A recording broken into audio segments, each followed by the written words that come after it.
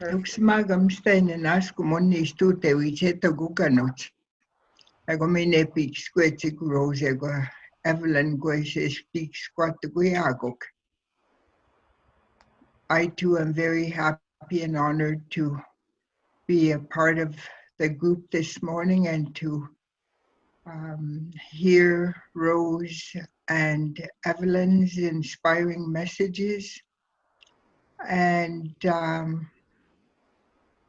really what's inspiring about what both of them have said is the how, not the why we do things, but the how we do things to make Indigenous health nursing front and center in our lives and in our work.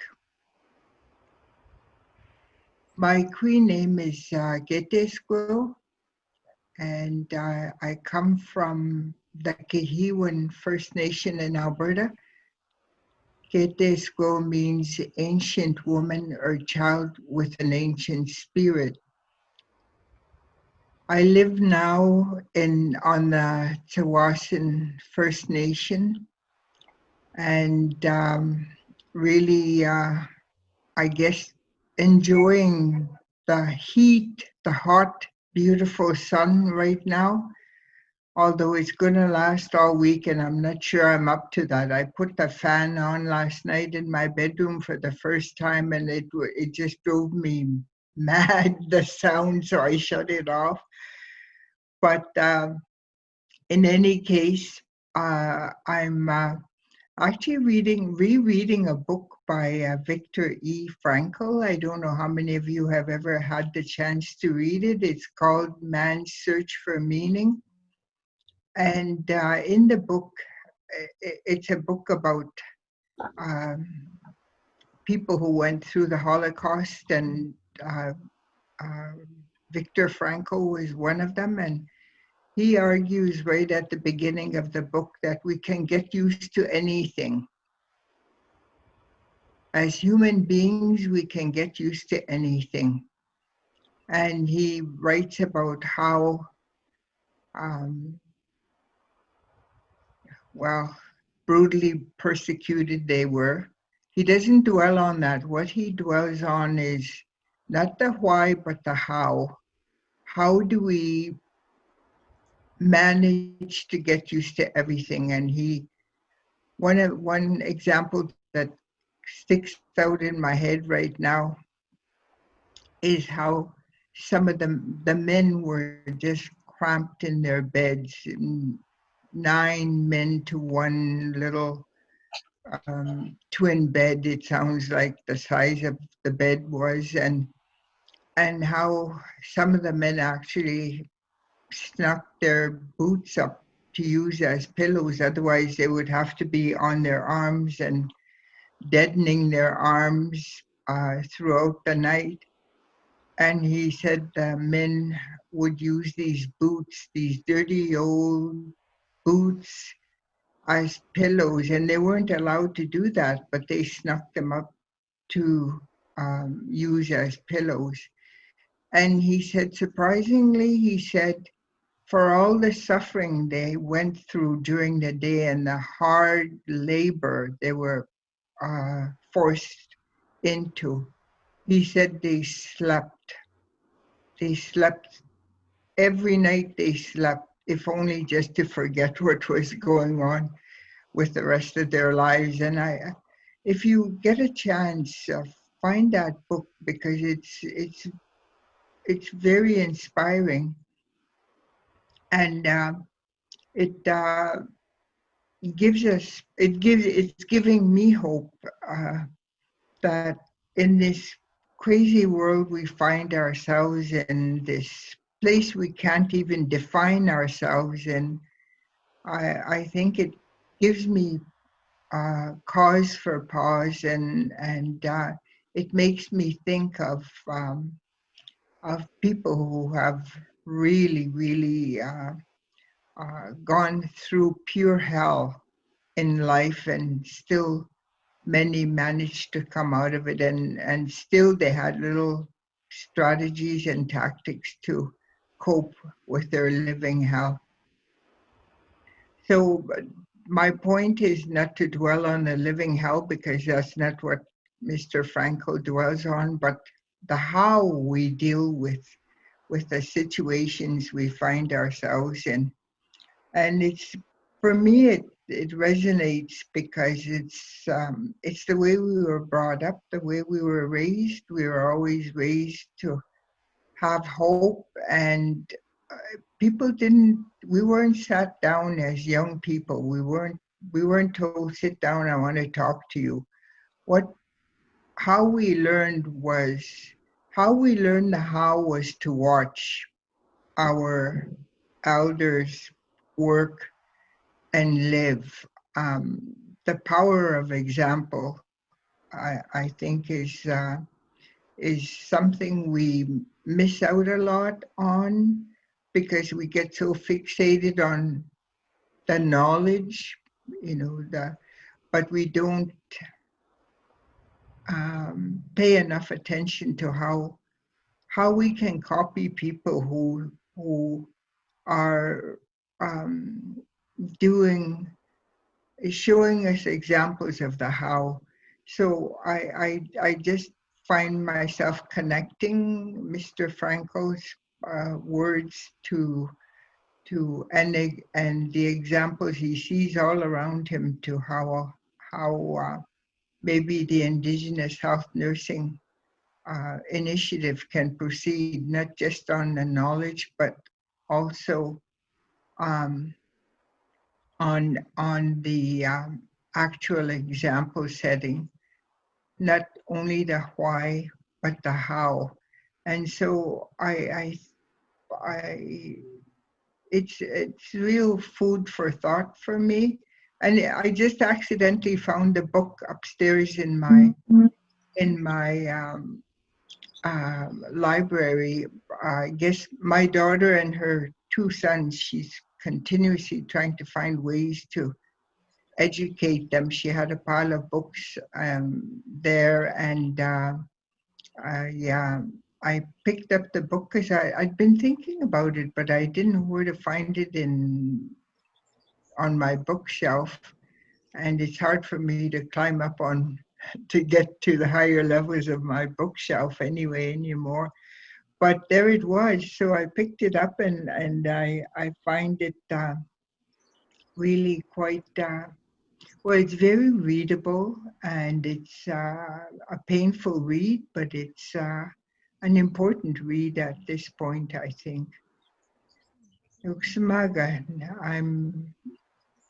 that's all for now, and I'm really happy to see all of you this morning. I'm sorry I was late. I just I have a morning routine that really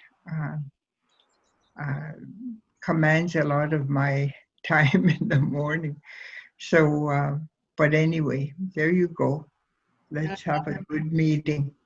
Now, my dear, I love you. Thank you for that. I still haven't been able to get in contact with June Shackley, but she was on earlier. With that, I'd like to ask Michael if he would like to, and I'm sorry, Michael, I know you have to leave early, so I just wanted to open it up now to you to. Thank you, Lisa, for the invite. We appreciate being here, and we appreciate the close connection that your group has with the association. Before I begin, I just want to acknowledge the land that I live, work, and play on, and thank the Symposium, of course, the construction upstairs. The timing is perfect. I'd like to thank the Tsleil-Waututh, Quechua, and Silac stations for their gracious lending me of this land. I took the opportunity to speak with Kim about this symposium, and I think it's absolutely fantastic. This concept that nurses are taking on the responsibility to find, as you put it, I have to look because I loved the way that it was wise practices for education. I think that's so perfect in the practice environment that we are in currently, and where nurses are interacting at the point of care with the patients that entrust us to ensure that we take the best care possible. I think ultimately, at the end of the day, the association stands as a resource, and as your elders were noting, hopefully we can be that call that you make when you need the opportunity to consult. And it's not to individuals within the organization per se, but it's to the organization as a whole. Each member that joins brings with them a long history of knowledge, experience, and expertise. And the unique position that the association provides is the ability to connect you with those individual expertises. So I would like to thank you for the opportunity to speak briefly at your day. And thank you for the opportunity to be a participant, even if it's only for a short period of time. And I wish you and the panelists an excellent day of wise learning.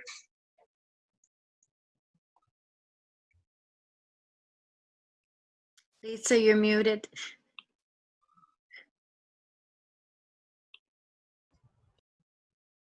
Michael, and I just want to acknowledge my gratitude to NNPBC, and particularly Kim, because Kim has been just so excellent. When we put out a request, she's right there, and doesn't matter, she just makes it happen. So with that, I look forward to a little bit more formal participation with NNPBC on the research grant itself. And so when we get there, I look forward to that participation and working with colleagues. So with that, I want to thank you, and please feel free to join or come back. We're on till noon, so just a bit of housekeeping for me before I introduce. I'm very excited to introduce our keynote speaker, and I want to acknowledge, before I do that, I want to acknowledge Christina, who is doing some of the organizing work behind revitalizing our symposium to online format as a course that she took this summer. And so I also need to thank and acknowledge Thompson Rivers University, or located on the traditional territories of Tecumlip's to Shwetmak. And I am a guest and working in this area, and originally from Beaver Lake Cree Nation. And so starting this work in a good way and grounding within the BC First Nations Inuit populations, this project will not be successful without the active participation and the directions from the local Indigenous service providers here within BC. So with that, when you talked, Madeline, about the book, oh, sorry. Okay, June says, I can see you on screen and now hear you, but she can't hear me. So maybe could, Christina, if you could see if you could get her some voice. But with that, just before, sorry, Elaine, I'd like to give June Shackley an opportunity.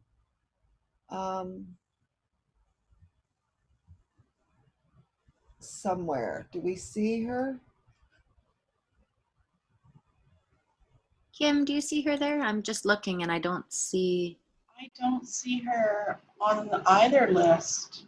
So I'm not sure where June is at this moment. I love this. I love working with okay, so I'm just going to call her. I'm not sure where she's. Maybe she's on someone else's computer. Hi, June. Are you on computer, did you say? No, I just turned my phone on. Oh, your phone. Okay. So before we got through each of the grandmothers did an introduction, and then NNPBC did. I was just about going to do introduce to Elaine, but I want to give you a chance. So can I just put you on speakerphone here? And you can say opening comments, welcome. Sure. Okay, so I've got you on speakerphone now, and I've got the phone up to the microphone. Oh, okay. Yeah, I've kind of popped in and out, and now I can see you, I can see Kim, Christina, and Rose, and you on the big screen. So at least I can see somebody. Oh, that is okay. Yeah, nam kuksham Lisa but Christine the Squadlegem between Nifi and age kukstage kukfi the Squeech is quite justice you kukstage the Shia Puktia Mulam yes Hans as Nam Quan Schwo the Squeak Joe and Washington. Thanks, Lisa and Christina, for getting us together today to do this session. It's really important for us, and I'm very happy that I can join and be a part of it. So, and I'm very thankful for everything that the Creator gives us, including the water, the medicine, the land, the food, everything, our spirit, everything is. Are you getting a echo? I'm not, but are participants getting an echo? Okay, they're all getting an echo. Are you showed up on as someone else's name, Mary Wilbond?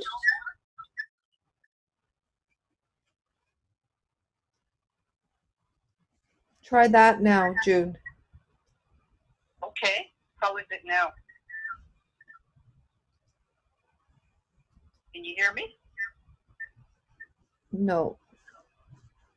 I can hear you on the phone. Oh, okay. Okay. So to carry on? If you had any, yeah, you're still showing up as a echo.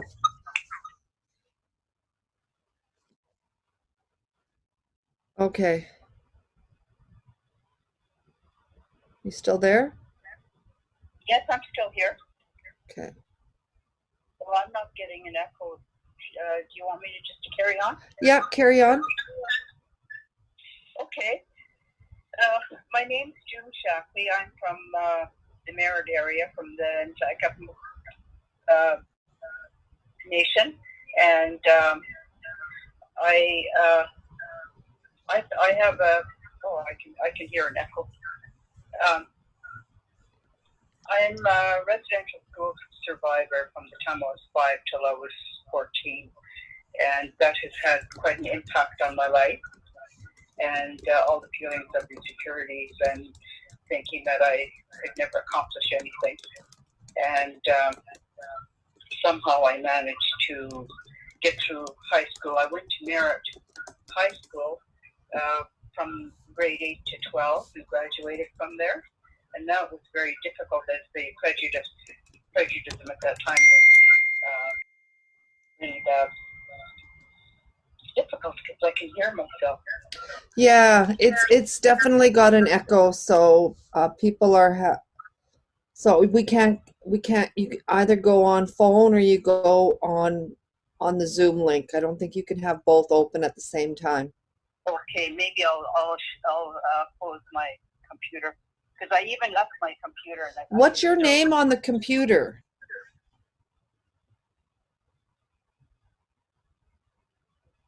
Oh, I'm trying to leave the meeting.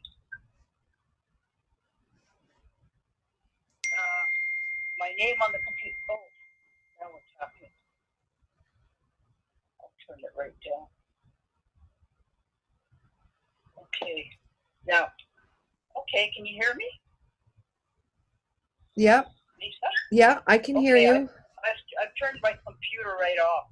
Okay, so that should get rid of the echo. Okay, so after I graduated from high school, I worked in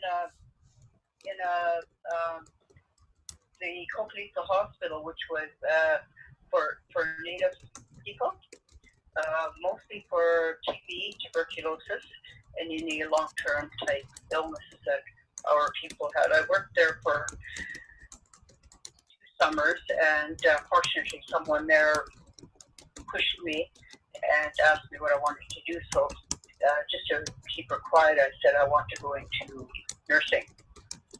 And next thing I knew, I was on the bus going into Vancouver. And I was accepted into the program there because I graduated. And at that time, only grade 10 was required. So I went into practical nursing for a number of years and worked in the Vancouver area. I worked in St. Paul's Hospital, and there it was quite an eye-opener there being in the city. And I worked on the pediatric ward, and we had a lot of our people, our kids that were flown in from remote areas.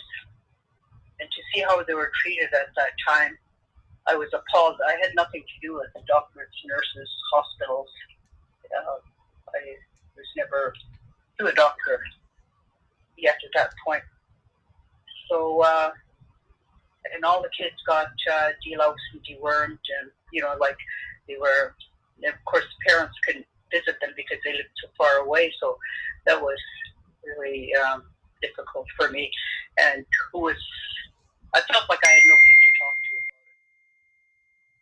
But anyway, from there I went to the Richmond Hospital, then to the Maple Ridge Hospital. So I worked in those hospitals, and then I moved back to Merritt when I was separated from my husband because he was a drinker, and I left. So in Merritt, I couldn't get a job at the hospital as an LPN, and so I ended up working in a detox center. So I had some experience in that, seeing all the different things that came through there. And then I went into, I became a CHR, community health representative, on the reserve just outside of Merritt. And being married to a Caucasian guy, I lost my status. So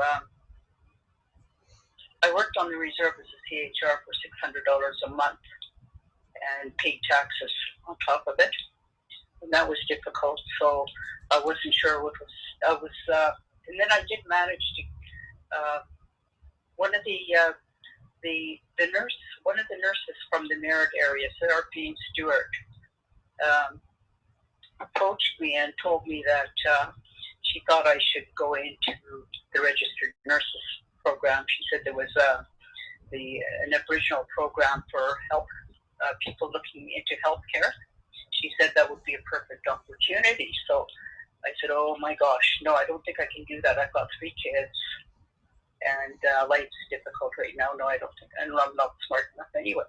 But she kept pushing me. Finally, when I applied, I found that I had to have letters of recommendation. So I managed to get those with some difficulty, but because people were resisting, like my chief, he was the one that I had the hardest time with. But I managed to get the letters, and I was accepted and got into a program that helped me enter the nursing program. And the nursing program was difficult for me. I had my 3 kids. I was commuting from Merritt to Kamloops to Kirkwood College at that time. And it was an absolute struggle because I didn't believe in myself, for one thing. Second, guessed myself all the time, petrified when exam time came, and I froze. And I had instructors ask me, what happened? Like I was passing my exams, but this particular instructor came up to me and said, what happened? Like I've watched you during practicum, and you know what you're talking about, yet when the exams come, it's like you freeze. So I said, well, no, it's because I'm just not smart enough. Anyway, I got through the program and shocked myself, and then I was afraid to work because I didn't think I knew enough. So I took a program. I had to borrow money to get into it, and it was a self-help type program called The Pursuit of Excellence. And that was the turning point in my life for realizing where my obstacles were really coming from, where my struggles really were. And I realized that the residential school did an absolute number on me. So that was, it took a long time to have all that filter through, and it still is, but I managed to, I had trouble getting a job at the hospital until they changed the administration, and the director of nursing there changed, and she approached me and asked me, she said, there's a weekend position, why don't you apply for it? Nobody's applying for it, we really need a weekend nurse. So I applied for it and I got it. I worked every single weekend for a year, and I had kids in hockey and kids in baseball and kids and this and kids and that. It was very difficult, but I got through it. My foot was in the door and I worked there. But I found that that was a struggle too, because even though people weren't as prejudiced as they had been when I was in high school, it was still there. And I had remarks being made. A lot of my relatives were coming in, and as you all, like our people, if you can figure out how you're related, even if you're fifth and sixth cousin. If you can figure it out, you consider yourself closely related. So most of the people I'm married, I'm related to. So, and the doctors were making remarks, and so were the nurses. And one nurse in particular was always saying to me things like, you don't have to be, you don't have to admit that you're related. And that upset me. I said, I can't do that. She said, why not? I said, because I wasn't taught how to do that. I can't do it. So, these are some of the things that came, and I still see it out there at times. And things are changing, but it's still difficult at times. And Christina was mentioning, I told this story once before, and she brought it up the other day, so I'm going to tell you. One day I was working, we had a small hospital. We worked in all the areas. So this one particular day I was working in emergency, which wasn't my favorite place, but we had to take our turn. So this doctor comes in, and he stopped, didn't face me, was looking the other way, and he said, get me a real nurse. And although it kind of stunned me for a minute, a few seconds, I got on the intercom, and I pushed the buttons to for the whole hospital, the entire hospital to hear, including the bathroom. So I said, Dr. So-and-so would like a real nurse to emerge that. And being a small hospital, it was only 3 RNs on at the time, back then with LPNs. Anyway, 2 nurses came flying in wondering what was going on. And I told them that he wanted a real nurse and that I would replace one of them while he was there. And they said, you don't have to do that. What are you talking about? And I said, no, I refuse to work with him. So I walked out. Later, he did apologize in the lunchroom with other people sitting around, so that surprised me. And but that was one of the experiences I had out there. And now I work. I'm still, although I'm retired, I have not worked general duty for a year and a half. I was laid off from the Merritt Hospital when they dropped the beds from 45, and they slowly closed beds until now there's 8 beds. So at that point I was laid off, so I moved to West Bank, and I got a job in Pine Acres Home, which is on reserve and long-term care. So I worked there for 10 years till they let all their RNs go, and that's when I retired at 65. but carried on working in long-term care when they called me and said they were desperate for someone to work casual. So I thought I'd do it for a little while, but I ended up there for a number of years. So I retired from there. I'm still on their call list, but I told them that I don't want to work. I just want to stay on the list so that I can still work with BCNU. Yeah. So Okay. with BCNU, I'm part of the Human Rights and Equity, and there's 5 groups there, 5 caucus groups, and I'm one of the original ones, and I'm the only original member left, and that started I don't know, about 12 years or more ago, and it's for Aboriginal workers of color, disability, the LGBT, men in nursing, and we do have young nurses, because young nurses have a hard time being accepted too. Yeah.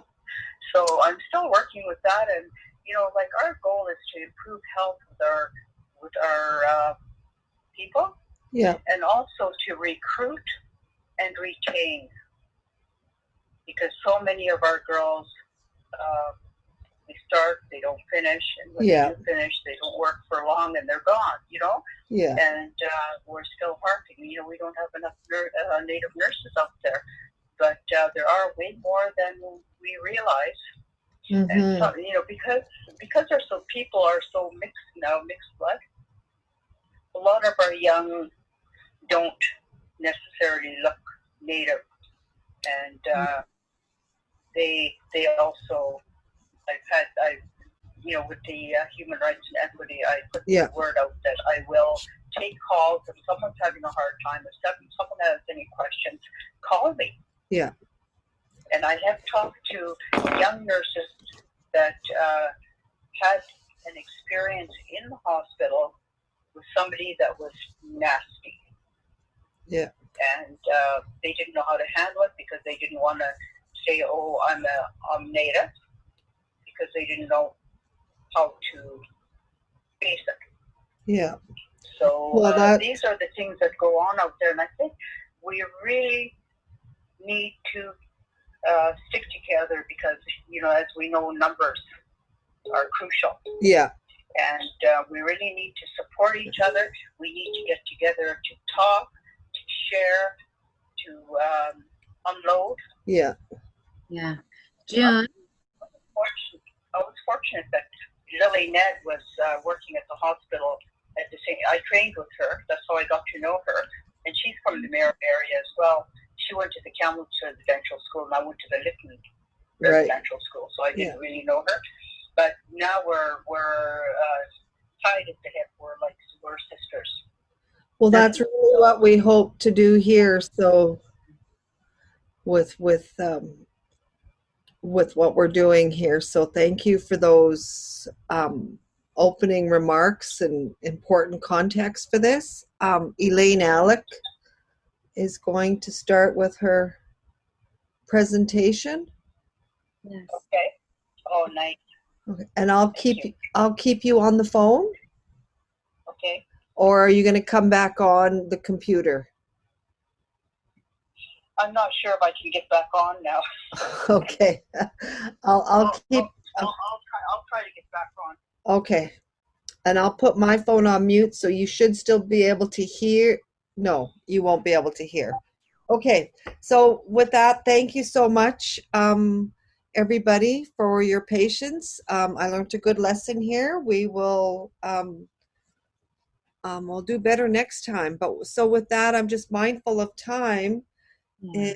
And, I think Madeline and Evelyn and Rose and June Shackley really talked about the importance of calling our spirit back. And I want to introduce our keynote speaker, Elaine Alec, very timely Squilax and Shrepmak woman who's been courageous in sharing her own journey. And I thought this was a beautiful segue into helping us garner support and directions on moving forward. She's a local woman with amazing experiences, and I just finished my book.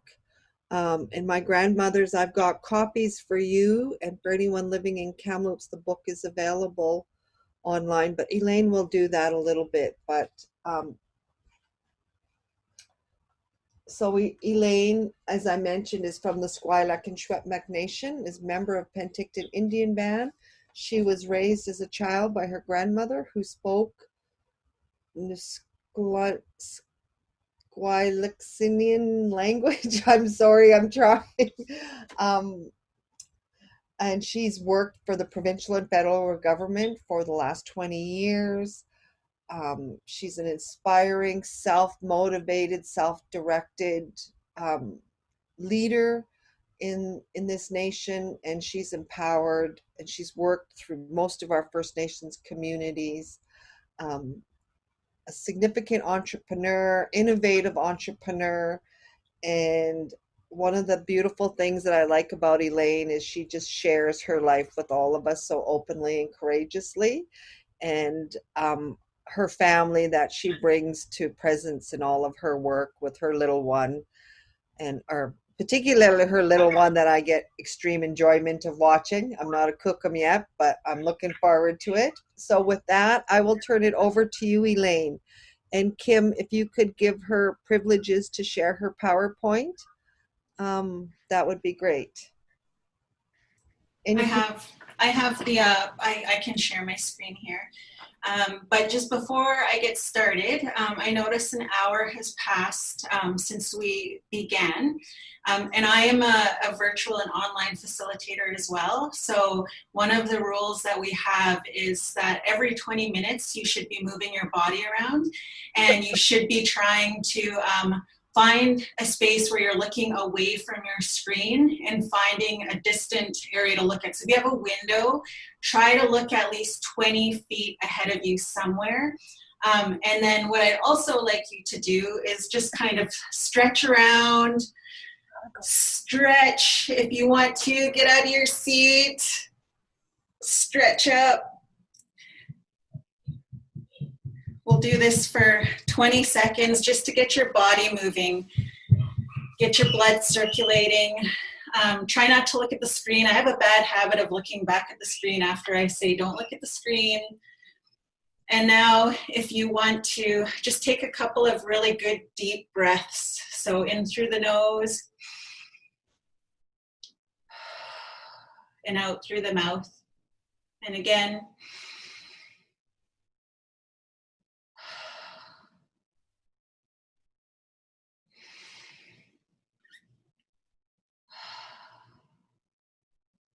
Okay, if you want to just stretch a little bit more, and I'm going to count down from 10, and you can make your way back to your computer.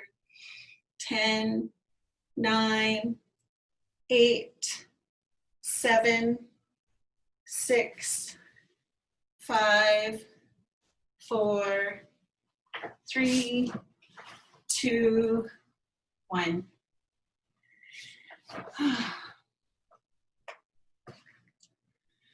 Wai chas holchalt, tlachach tlachap, slachalacht, sinksil, yel michum, chichimela, incha, isquis, tithkanit, ginokanakin, sichwapm. Good day, elders, family, friends, leaders, and youth. My name is Tithkanit, and I am from the Okanagan and Shuswap Nations. My name, Tithkanit, means standing by water. It was given to me by my tama, Elaine Alec, on the day I was born. My English name is Elaine Alec, and I am calling in right now from Kamloops, BC, to Kamloops to Siquapm, and I am on the Siquapm lands today with my family. My late father was Saul Kenzie Basil from the Bonaparte Indian Band from the Siquapm Nation. He was chief for the Bonaparte Indian Band back in the 70s. He was also part of the Red Power movement and the American Indian movement back in the 70s. And people often refer to him as a war chief.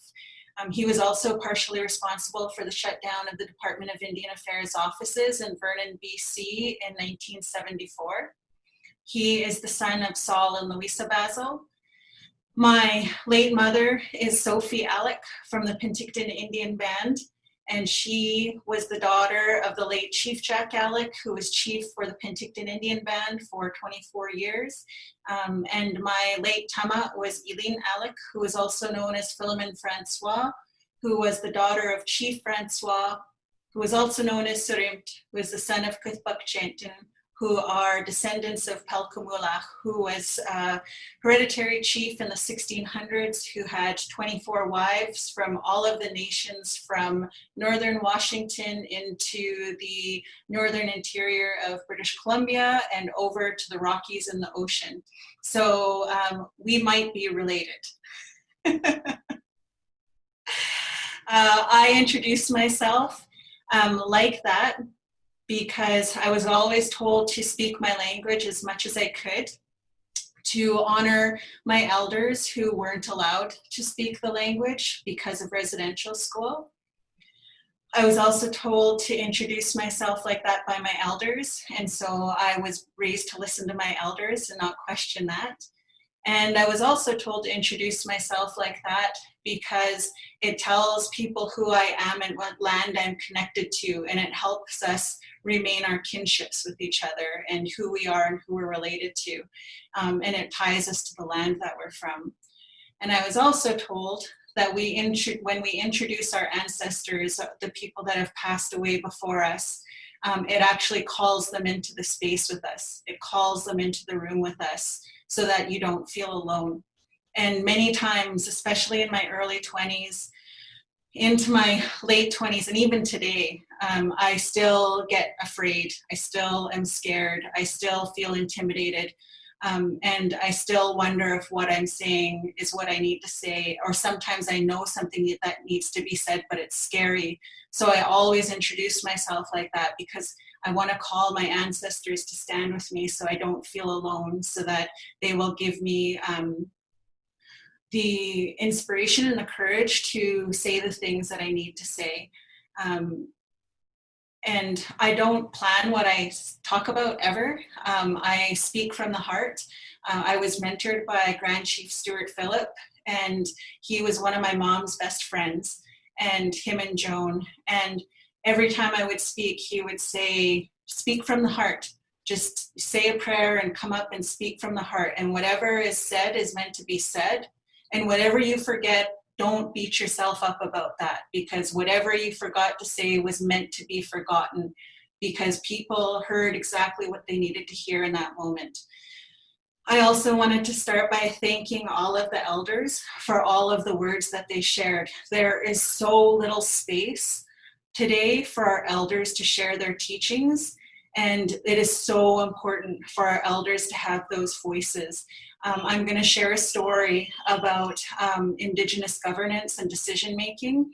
And one of our core teachings and one of our creation stories talks about and has a law and protocol about the importance of including our elders. And the whole practice of discipline and the whole practice of patience. And, you know, especially when we're young, you know, when our elders, our parents would tell us stories over and over again, and you just, oh, Mom, you told me that already, or, oh, you said that story, or here, they're saying that story again. Those stories are so important because our people are oral teachers. We learn when we hear the repetitiveness. We need to hear those things and those teachings over and over and over again for it to become a part of who we are. And it becomes a way that we do things and a way of being.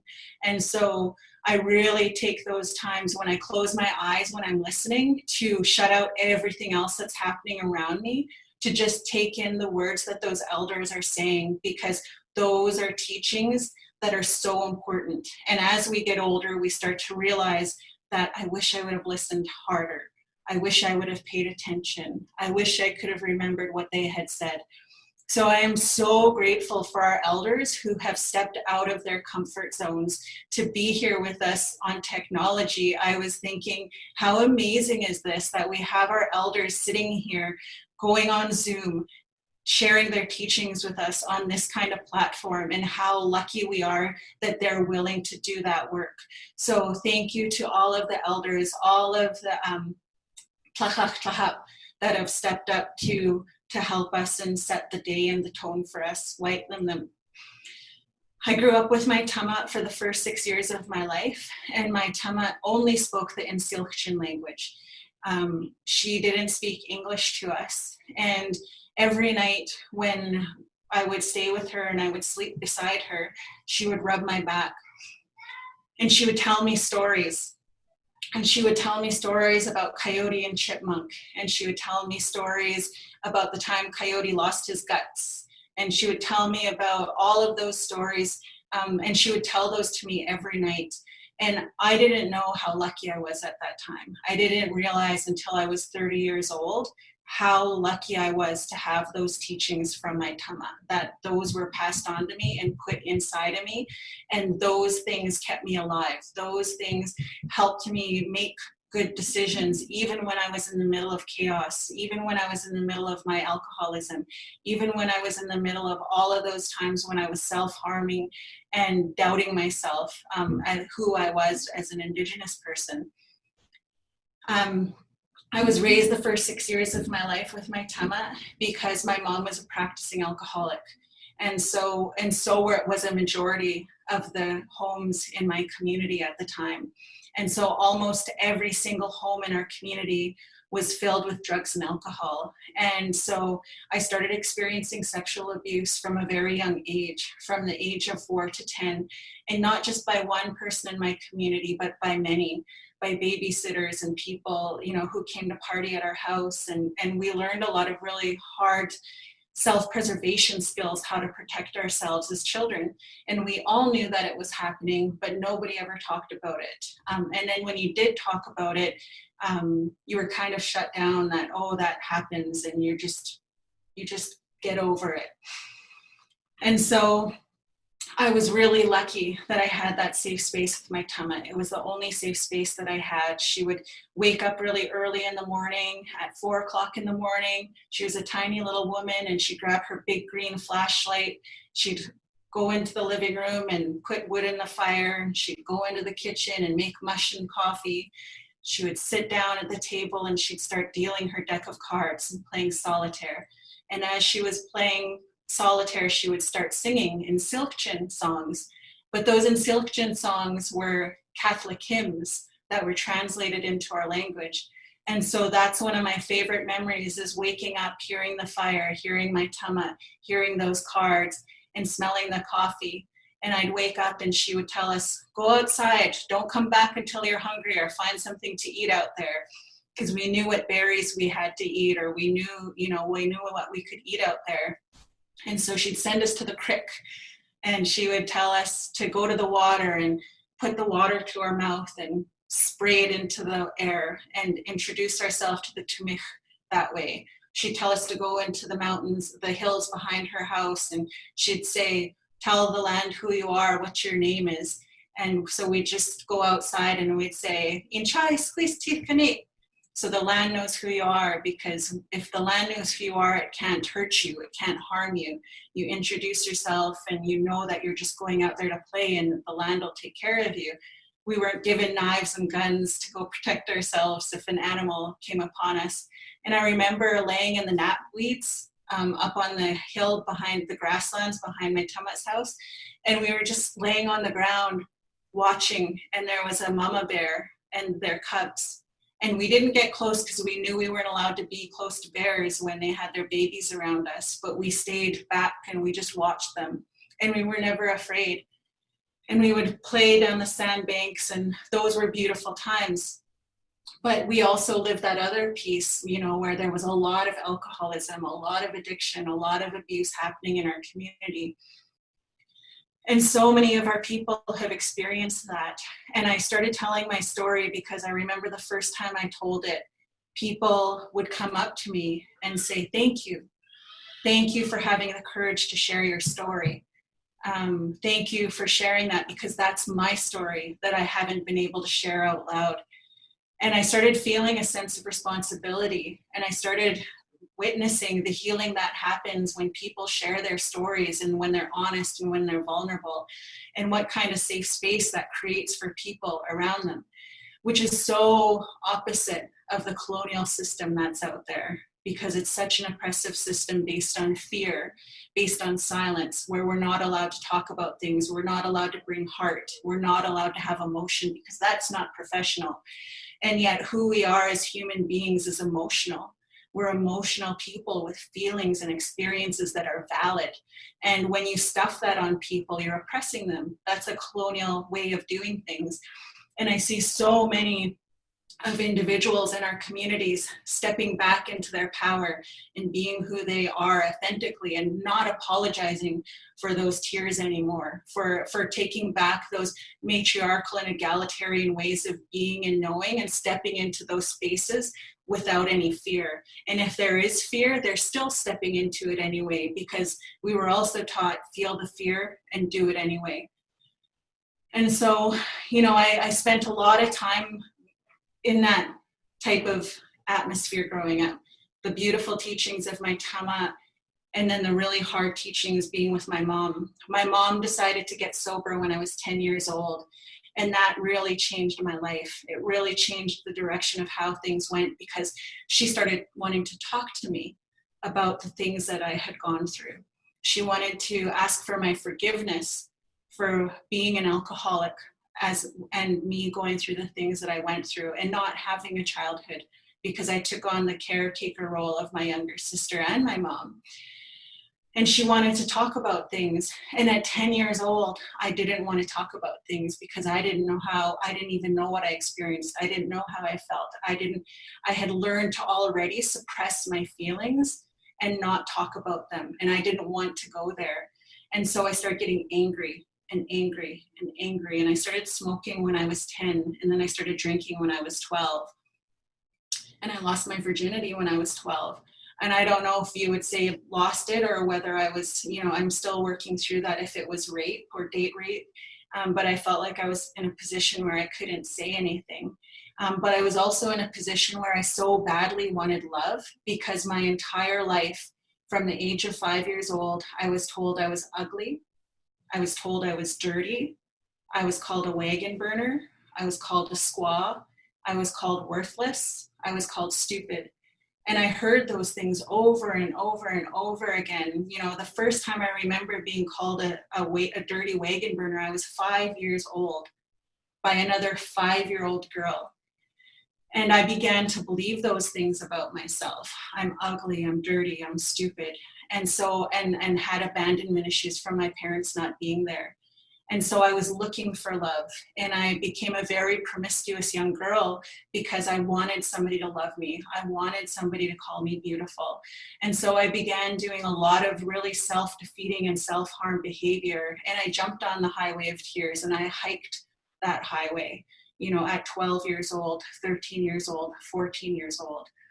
And you know, I didn't know any better. I didn't feel like I was unsafe. I felt like I was getting away from the things that were hurting me.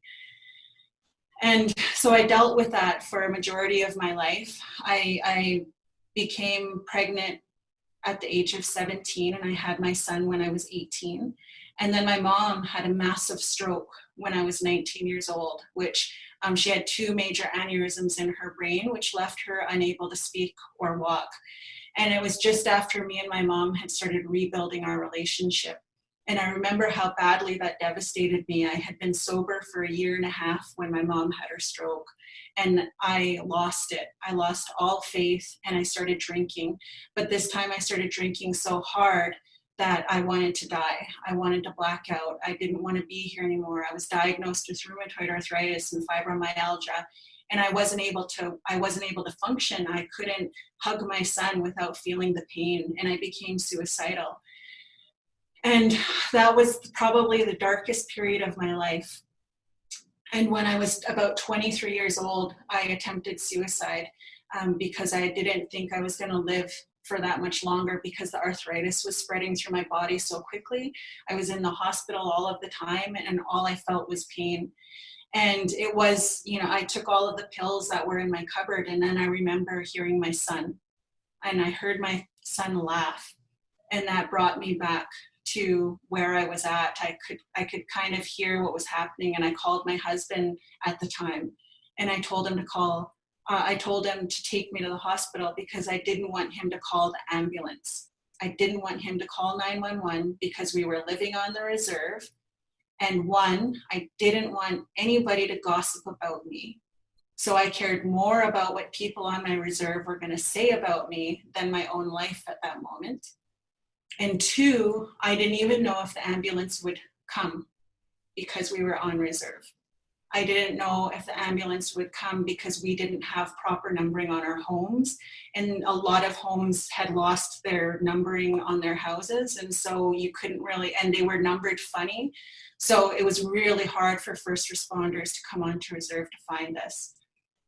So I've been in the healthcare system a majority of my life because of my own health problems and because of the health problems of my family.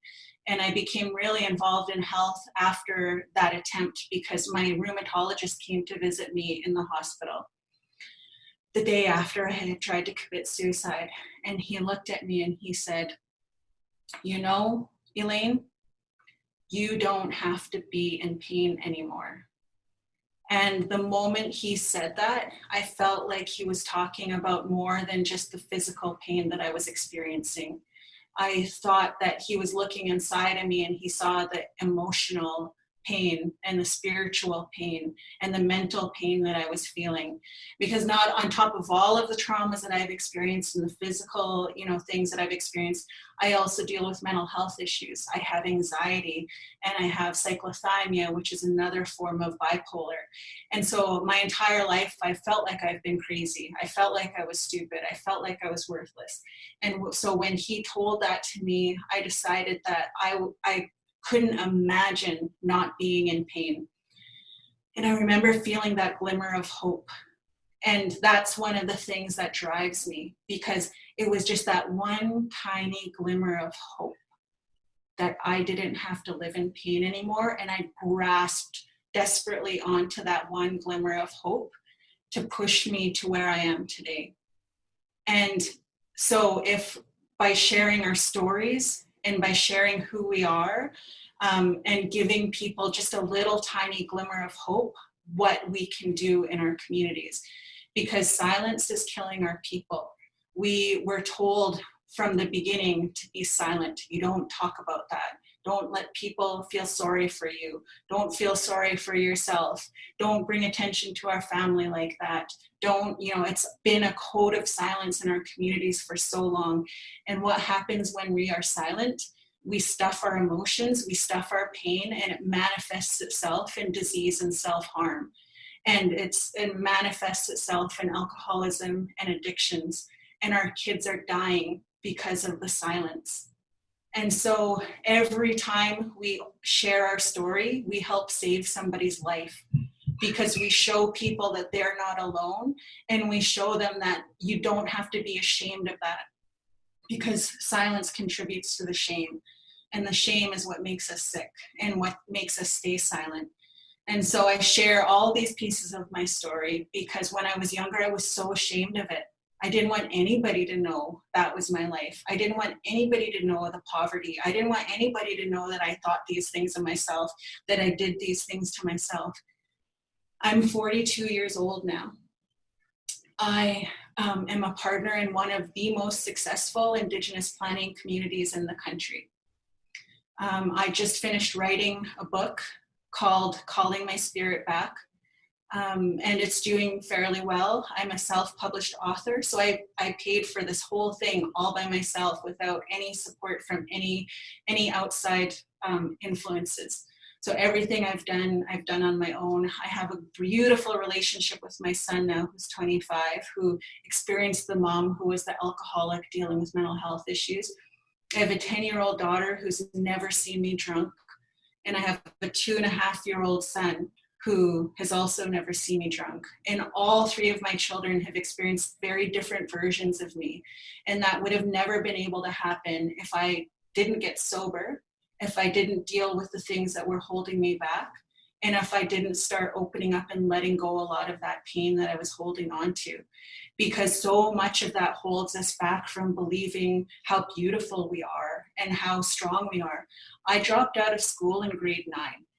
I have been able to accomplish all of these things in my life with a grade 9 education because I had the teachings of my tama, because I had the teachings of my grandmother, because I learned how to love myself and realize how lucky I was to be an Indigenous woman with these teachings that are so much more meaningful than the things that we've been taught were important. The measures of success that we believe are important in this society today actually don't mean anything. And we're starting to really realize that in what's happening right now. You know, how they're having to shift the systems because of COVID, because things have changed. And the things that they said we weren't able to do or allowed to do because of their control has had to shift because of what's happening now. And so even though it's a very hard time, it's also a very exciting time because it's allowing us to get innovative, and it's really forcing us to look into ourselves to see, who am I and what makes me happy? How am I going to be in this world? Because right now we are surrounded by our closest loved ones, and we see what's important and how we've been able to survive in this world. So I'm going to share, this is one of the teachings and tools that has really helped me move forward.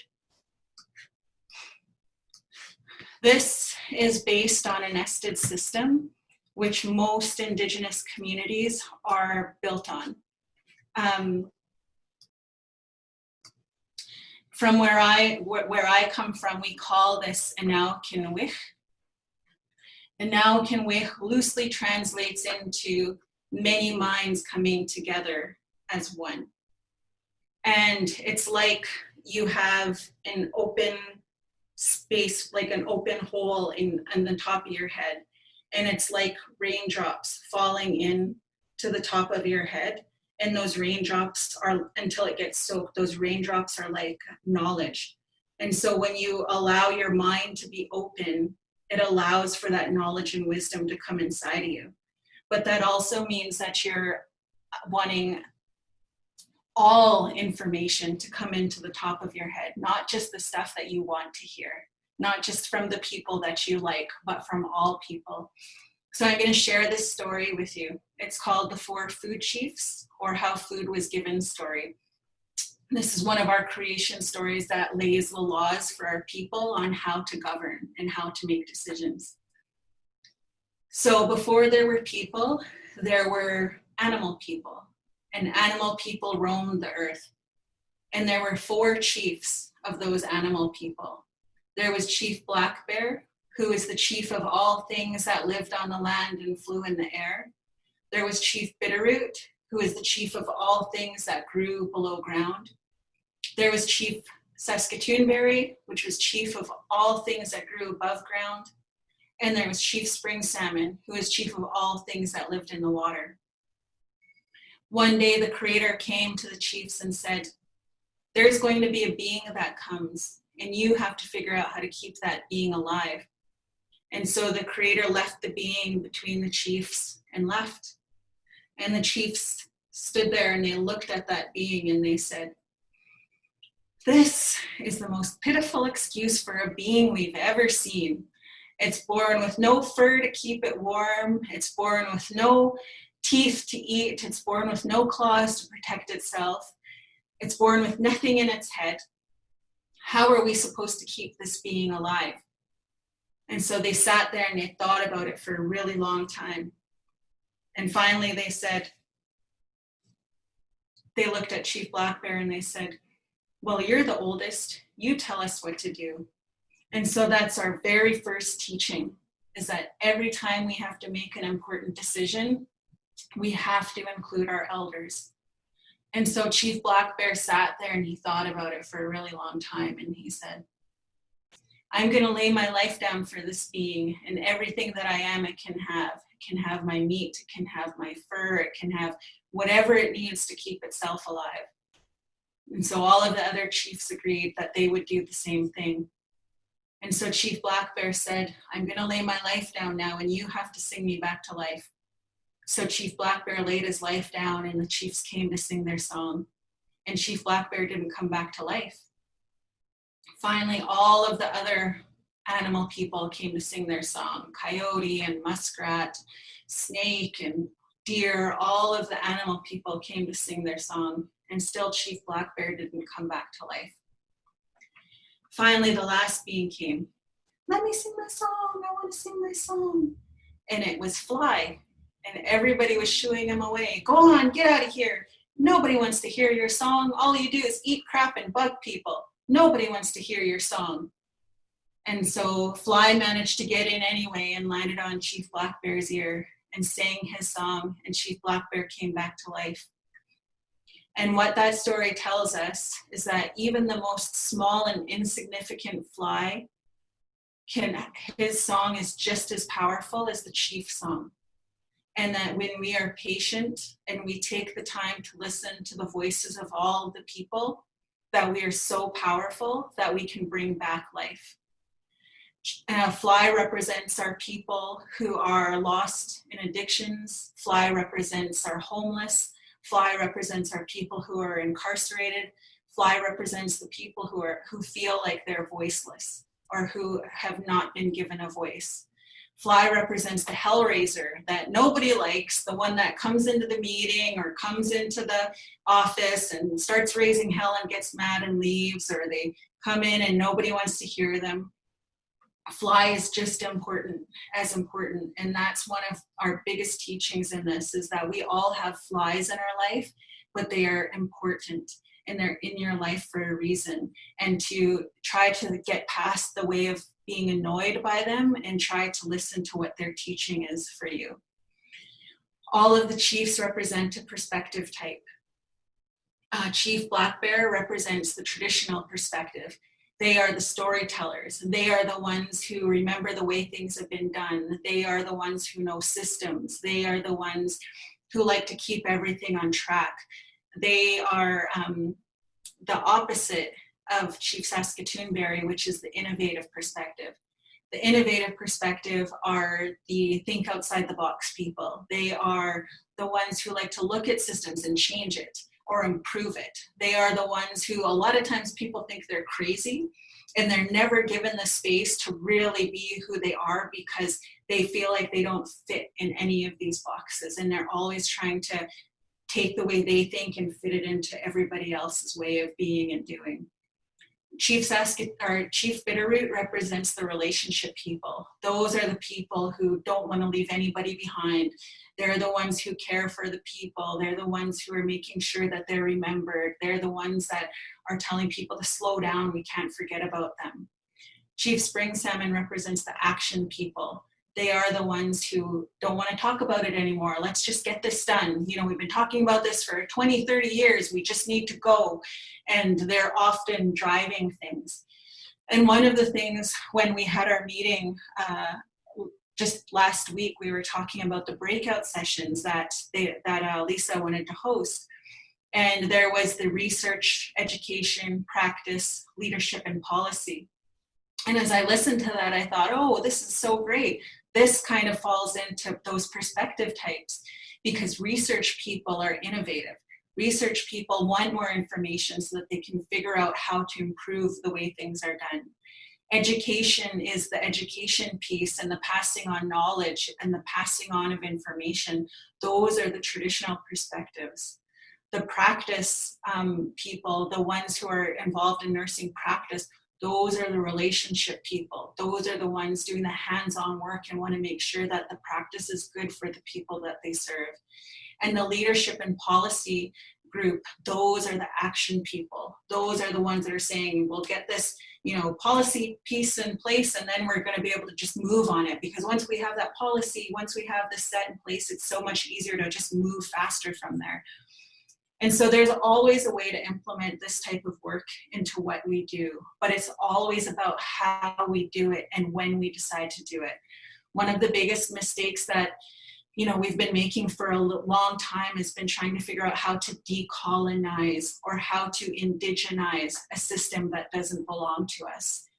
All the systems that are set up in place right now, these are colonial systems that have been put upon us, and people are asking us to indigenize them. So let's put a prayer in here, let's put a ceremony in here, let's replace this word with an indigenous word, and then voila, there we go, we've indigenized something. But it's still a colonial system. And one of the lawyers I heard talking about that, she said, it's just like painting something red and calling it Indian. It doesn't mean anything to us because it doesn't belong to us. And so it's the way we do things and the intention and how we're starting. So one of the things, that I talk about is this decolonized approach. And this came from my business partner, Jessie Hemphill, who's from Guasalanakladach. And she talked about the 4 things that our people have had to endure because of colonization. The 4 things that they've done to us are sickness and death, exclusion, shame, and oppression. So what does the system you work within promote? Does it promote a system where you're excluding people, where you're only getting like-minded thinkers together because you don't want anybody else to slow you down? Does it give you, is it oppressing you? Do you feel like you don't have a choice and you just have to work within the system that's been put in front of you? Do you feel ashamed? Do you feel like you can't be your most authentic self in the space that you're in because of the way the system's set up? Because you don't want to look like a problem, because you don't want to feel like you don't want to cause problems with people. Is it good for your mental wellness? Is it making you sick? Whether it's through your mind, body, or spirit, is it promoting sickness and death within the system that you're working in? And so in order to really make a change to that, we have to start looking at how to do things in the opposite way. So instead of sickness and death, we need to promote well-being. Instead of exclusion, we need to promote inclusion. Instead of shame, we need to promote validation. Instead of oppression, we need to promote freedom. And so when looking at the systems that you're working within, if you're working within a system that's making you sick, that's making you feel excluded, that's making you feel shame, that's making you feel oppressed, the only person that can change the way you're feeling and how to work within a system that we're not able to change overnight is to start focusing on yourself as the individual. Because if you look at this diagram, in the very center of that circle is the individual. And outside of that is the family. Outside of that is the community. Outside of that is Tumhulach, the land. Tumhulach means more than land. It means the sky and the stars and the rocks. And there's also a word in there, a sound in there that says we have a concrete knowledge of things that we can see and cannot see, that spirit. We as Indigenous people know that that's real, that's concrete knowledge. And so all of those things are important. We have to, if we're going to plan for one thing, we have to plan for them all. And because of residential school and because of all of these oppressive systems that have come into our lives, we've been taught that taking care of ourselves is selfish. And we still hear it in our communities today, that if we're doing this or if you do that, or, that's selfish. Because our people, we took care of everybody else, and that might be a teaching, but we've also used that teaching to cause us harm. And so we really have to be mindful of the teachings that we're utilizing, and is this love-based or fear-based? Because if this traditional teaching is causing fear and shame, it doesn't belong to us. If it's promoting love and openness, that belongs to us. And so there was a mixture between our traditional teachings and residential school teachings that have kind of intertwined, where some of those shame-based teachings have come into our traditional teachings, and those don't belong to us. So we started focusing on our family. How can we fix our family? How can we be, take care of our family? And we're, especially Indigenous women, we're always putting ourselves last because we have to give everything to our family. And we martyr ourselves. We become sick because we put everybody else first, because in our brain, we were taught we were worthless. We're not deserving, and so it's easier for us to put ourselves last and focus on everybody else. We care about our community. We wear 10 different hats and work 12 to 18-hour days fighting to help our communities, and nothing's changing. We know that our land is who we are. We're connected to it. It's sacred. And so we have people out there fighting and putting their lives on the land to protect our land. But the thing that we've forgotten the most is the individual. It's so much easier to look outside of us to try to fix all of those things outside of us, because it's way too hard to focus on the individual. It's way too hard for us to be vulnerable. We have to be professional. I have to be strong. I don't want anybody to think I'm a weak woman. I don't want anybody to think I'm not professional. And so we've left pieces of ourselves at the door to sit at tables that will only accept us if we leave pieces of ourselves behind. And in order to decolonize a system, we have to show up fully as who we are, because our teachings and our stories tell us they built us up from the moment we were born. From the moment we were born, our elders tell us, we're so happy you're here. We were waiting for you. You are so special. This is your name. You're here for a purpose. We were told that the moment we were born. And then as we grew up and we went through our rites of passage and our teachings, we were told, you are so loved. You are going to learn how to, get your spirit helper, and that spirit helper is going to come visit you. And that's a gift from the Creator. The Creator is coming to look for you to make sure that you're okay. That's how much you're loved, is the Creator is loving you so much that they're checking up on you. So when you see those signs around you, that's the Creator in the universe filling you with love. And if you're taught that from the moment you're born, you start feeling the sense of purpose. You start feeling the sense of self-love. You start feeling deserving of all of those beautiful things, those things that have been stripped away from us because of these systems, because of the racism, because of the education systems put in place to make us feel inferior, to make us feel stupid. I struggled through school. I was not good at it. I did feel stupid. Now, stepping into who I am with the teachings that I have from my grandparents, I feel like the most brilliant person in the world sometimes, because, I've been so blessed to learn those things from my tama and see how it's helped me with my life. And a lot of that is really taking the time to go through some of those things that you don't want to go through. Acknowledging that, yes, these things have happened, and finding ways to share your story with people where you feel safe, and to start feeling like it's safe to share your tears. I know it's not always a good, doesn't always feel like there's a safe space to share your tears. And that's why it's so important, I see, for, the nurses to be coming together, to having circles to share those tears with each other. I have to hold my hands up so much to all of the people who come into this line of work, for especially now, and knowing how oppressive the healthcare system is, and seeing how racist it is, and having been a part of it for so many years of my life, and still seeing people persevere through it because they want to help, because you want to help, because that's your calling and that's your purpose. And so, trying to find ways to come together and share what is on your heart.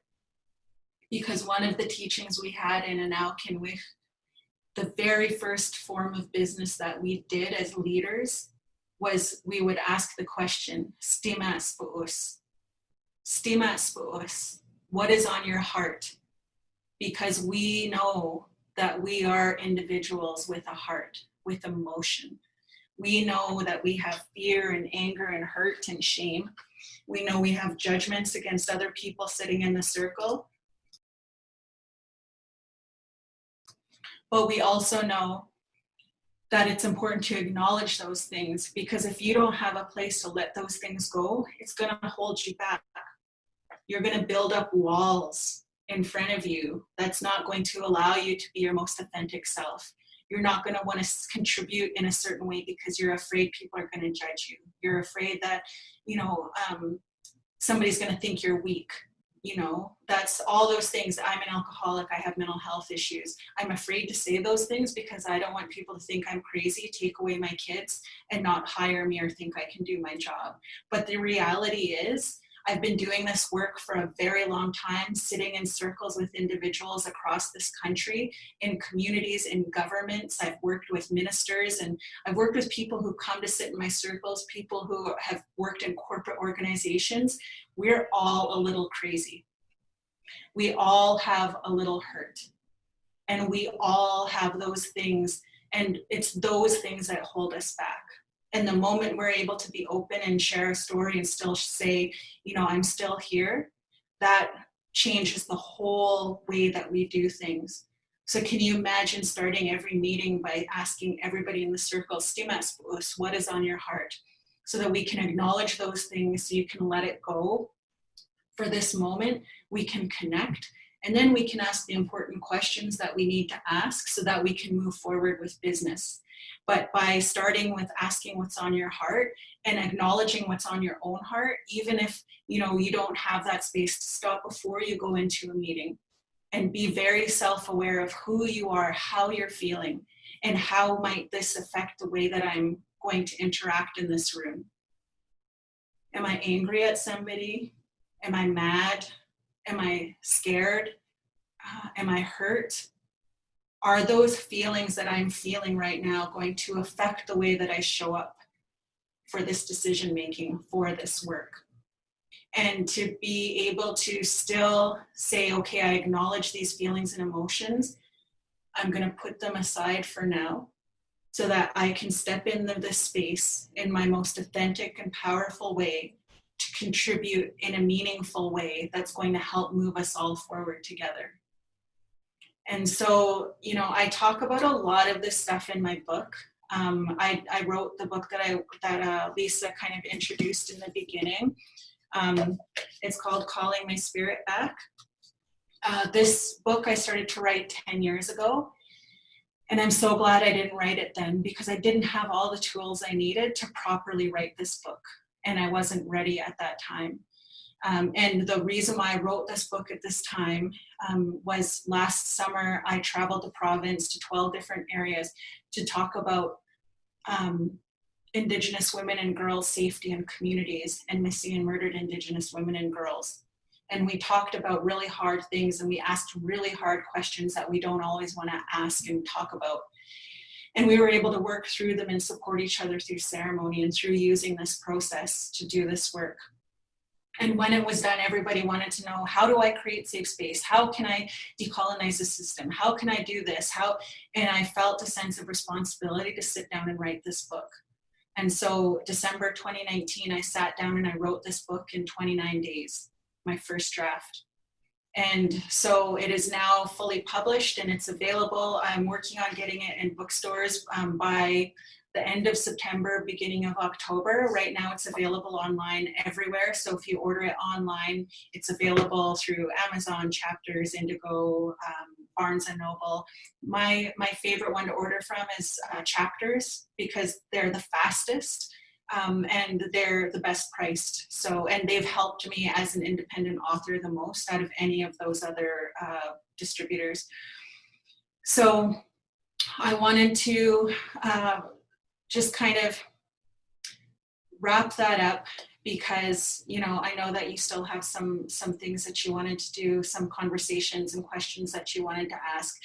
But these stories and this way of starting off, asking those questions really helps us kind of figure out how we're going to be in this space. The other piece I wanted to just quickly mention is the protocols. There are protocols that you set in place before you have hard conversations, before you have these things, because you acknowledge everybody comes with a different perspective, a different experience, they're at somewhere different in their healing journey, and they're going through something today that you might not know about. And so part of the protocols is requiring that you show up to witness each person. It requires that you show up to really listen to what everybody's saying with doing your best to stay out of judgment, to practice meditation and listen to what people are saying and the information, even if you don't agree with it, even if you don't like it, because they have purpose. We need their voice to bring life to the work that we're doing. And so really focusing on that self-discipline, that meditation, to hear all of the different perspectives and voices without judging it, without trying to educate them on what you think because you think they're wrong, without trying to disagree, debate, or make them wrong, but just listening to every voice with that open mind.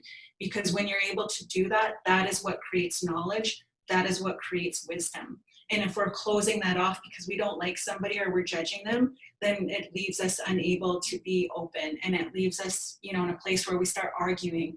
And a lot of times meetings, you see that. You see those perspective types go back and forth, and then by the time you're done, you're like, what did we even accomplish here? But when you're able to go into space, tell these stories, talk about, that everybody has purpose, that we're creating safe space, that we're going to acknowledge everybody's voice is important, even if we don't agree with it, because in the end, it's all going to come together into something that we're going to all be able to support and move forward with. When you do things in that way, you don't need an implementation plan. You don't need a strategic plan that tells you, because you will see yourself as you go through this process and what your role is and what your purpose is and how you move it together. Because the way I do things isn't the way that maybe Lisa's going to do something. But I'm not going to tell Lisa, you don't think this is important enough because you didn't show up to my thing or you didn't agree with me there. It's saying that I need to move my piece forward because this is what I'm strong at, and I'm going to trust and have faith that Lisa is going to do what she's meant to do in this space.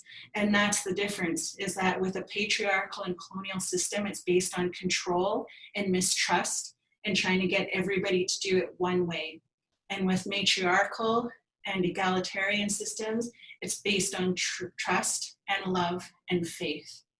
So that challenge I always put forward to people when you're going into work and you're trying to create these safe spaces for people to do this work that's really important is, am I working from a love-based place? Do I feel good? Am I trusting? Am I having faith? Or am I not trusting? Am I trying to control? Am I trying to, steer people in a certain direction? And so that's a place I always challenge people to ask themselves when they're doing work to move forward together. So thank you, everybody, for being a part of this session today. Thank you for the work that you do for not just our people, but all people, to make things easier, to help people feel loved. My mom lived in a care home for 20 years of her life. And because of that, I will be forever grateful to nurses and the work that you do, because I know that it's not easy. And I know that the systems you have to work within. So thank you for also loving yourself enough to come, and give this medicine to you to take care of yourself so you can continue to move forward and support each other. Right, Nimlim. That was beautiful and so timely, I think, when we think about what nurses are going through right now across the country. And I just wanted to open it up for a few questions if anybody wanted to ask you any questions, Elaine, before I gifted you.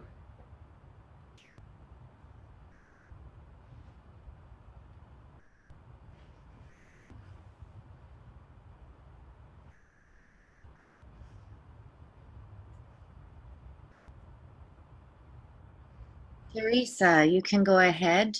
I see your hand, and then Joan Humphreys. Can you try to speak there, Teresa? Oh, hi. Thank you very much.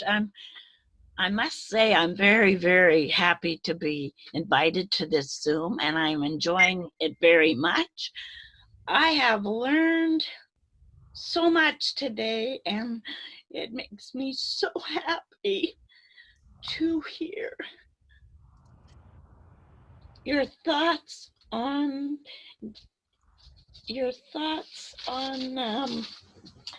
the map she put forward, or I shouldn't say it's a map, a learning tool about tradition, relationships, action, and being innovative. I am so thrilled to see this and to be invited to hear about all your stories. And I'm getting really emotional here, but just touches my heart to hear, because like you say, we were well, I'm 80, and part of my life I was put down, ostracized, called names, just as everybody else probably was when we were younger. And I went through similar problems. I was a foster child, and I had an English mother and a father who drank, but it's, sometimes I think I don't know how I got through it either. I was educated. My mom died when I was 18, and she was the one that steered us on most of my path. I never had a grandmother, and but I am a grandmother, and I hope you can all hear me all right. We can hear you. Oh, I'm sorry I'm crying, but Oh, let it come, my dear. it is so wonderful to be included today and to be invited to hear all your stories. I am just so impressed. I really am. And I want to thank you. I didn't really have a question. I just wanted to say, and also the lady that, Elaine Alec, who wrote the book, I will really like to get my hands on that book. Well, I will send you one. If you send us your address. Oh, okay. Well, you're in Kamloops. I am, and I've lost your phone number, Lisa. I don't know what happened to it. I was at the university, and you gave me your address and everything, and I don't know, somebody picked up the paper off the table, and so I just received input from Tina Matthews regarding from the Indigenous education. She just sent a contact list, so I just received that, but they don't have your email down. Okay. As such. Well, anyway, I better get off of here. There's other people that want to talk, and I just want to say how thrilled I was to be able to be in on this Zoom, and I sure would like to be come on again whenever you have anything like this. I was in the nursing field for 42 years, and I just I'm retired, and I raised 3 boys myself. They're all entrepreneurs in their own right. I have 11 grandchildren, and I have one of my granddaughters is a pharmacist up in Prince George. She runs the Rexall store when the boss is away. And I have another granddaughter that's in her 3rd year at university. She wants to be either a maternity doctor or a nurse practitioner. And the 3rd granddaughter just graduated, wants to be a fashion designer in Vancouver. And she put her name in, but she's on a waiting list. So unless somebody drops out, she won't get in till next year. And the rest of my grandchildren, they're all in school. And I'm looking for great things for them all to do. And you know what? I'm just so thrilled to be here. And thank you very much. Thank you. Bye for now. I hope I get to meet you all one day. And Teresa, I put if you can find the chat on your computer, I put my phone number there for you, and I can track you down through Tina Matthews if I don't hear from you, and we will, each of the grandmothers and the facilitators, I've got a book for, so I will. Oh, awesome. Wonderful. Thank you.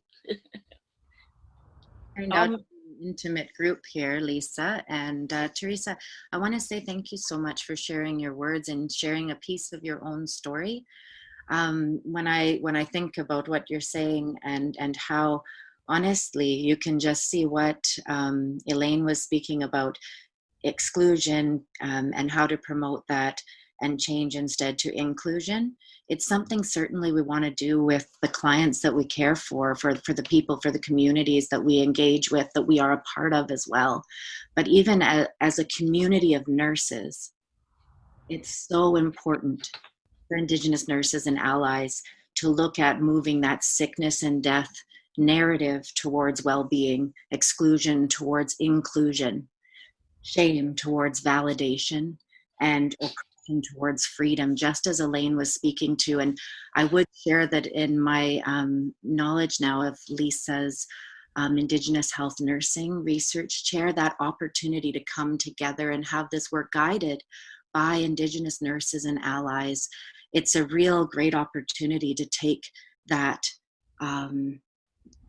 that opportunity to come together. And so I do hope, Teresa, that we can stay in touch. I'm also a Métis nurse that is fortunate in my generation to be comfortable enough to self-identify and to be supported in my workplace as well as pursuing my education. I would note that Joan Humphreys and Susan Duncan are about to speak, but before they do, I just wanted to open up a quick poll going off of what Teresa was saying there and what we've been talking about.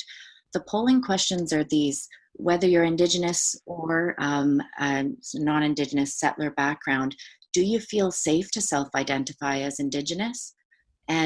Or do you feel safe to self-identify as settler? So I'm just going to launch that poll right now that Kim has so nicely set up and give you the opportunity to participate sort of in real time in that poll, as it's one of the, well, two of the questions that Lisa had actually set up ahead of time. And then we'll move to Joan and Susan there as well.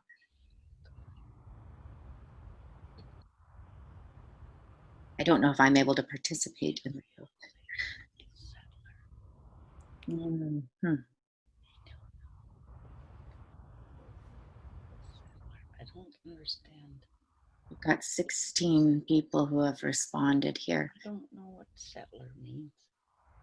For settler, I can hear someone speaking in the background.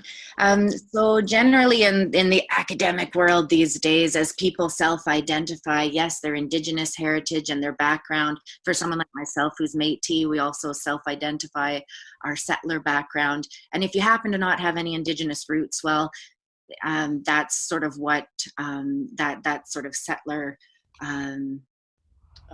has been noted as do you feel safe to self-identify as settler, as someone of non-Indigenous to Canada, to this land?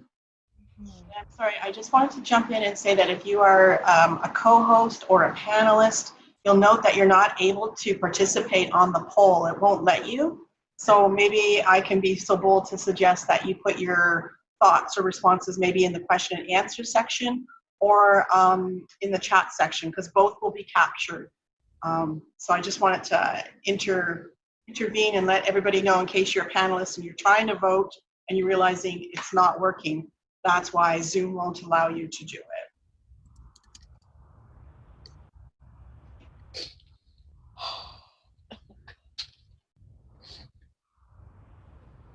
So with that, I don't know if you guys can all see the results, but what I see here is from this group of people collected together with 20 respondents, 10 of which responded to the Indigenous self-identity and safety around that question, that interestingly, 40%, 4 out of 10 felt, yes, they feel very safe to self-identify. And that 60%, 6 out of 10 of those that are attending today did not feel and do not feel safe to self-identify. For question 2, we can see the statistics coming in as 10 participants who would self-identify and responded to this question. About feeling safe to self-identify as settler. And of that, there's 90% of people, 9 out of 10, who said yes, they feel safe to self-identify as settler, and 1 out of 10 or 10% that self-identified as no. And we can, send messages to the chat right now if you are a panelist, an elder, a facilitator who's in that other little list there, to also contribute your responses, which of course won't be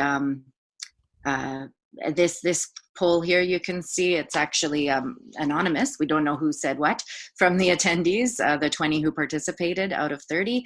But for the panelists, if you do participate, it won't be anonymous, because we'll see you commenting there.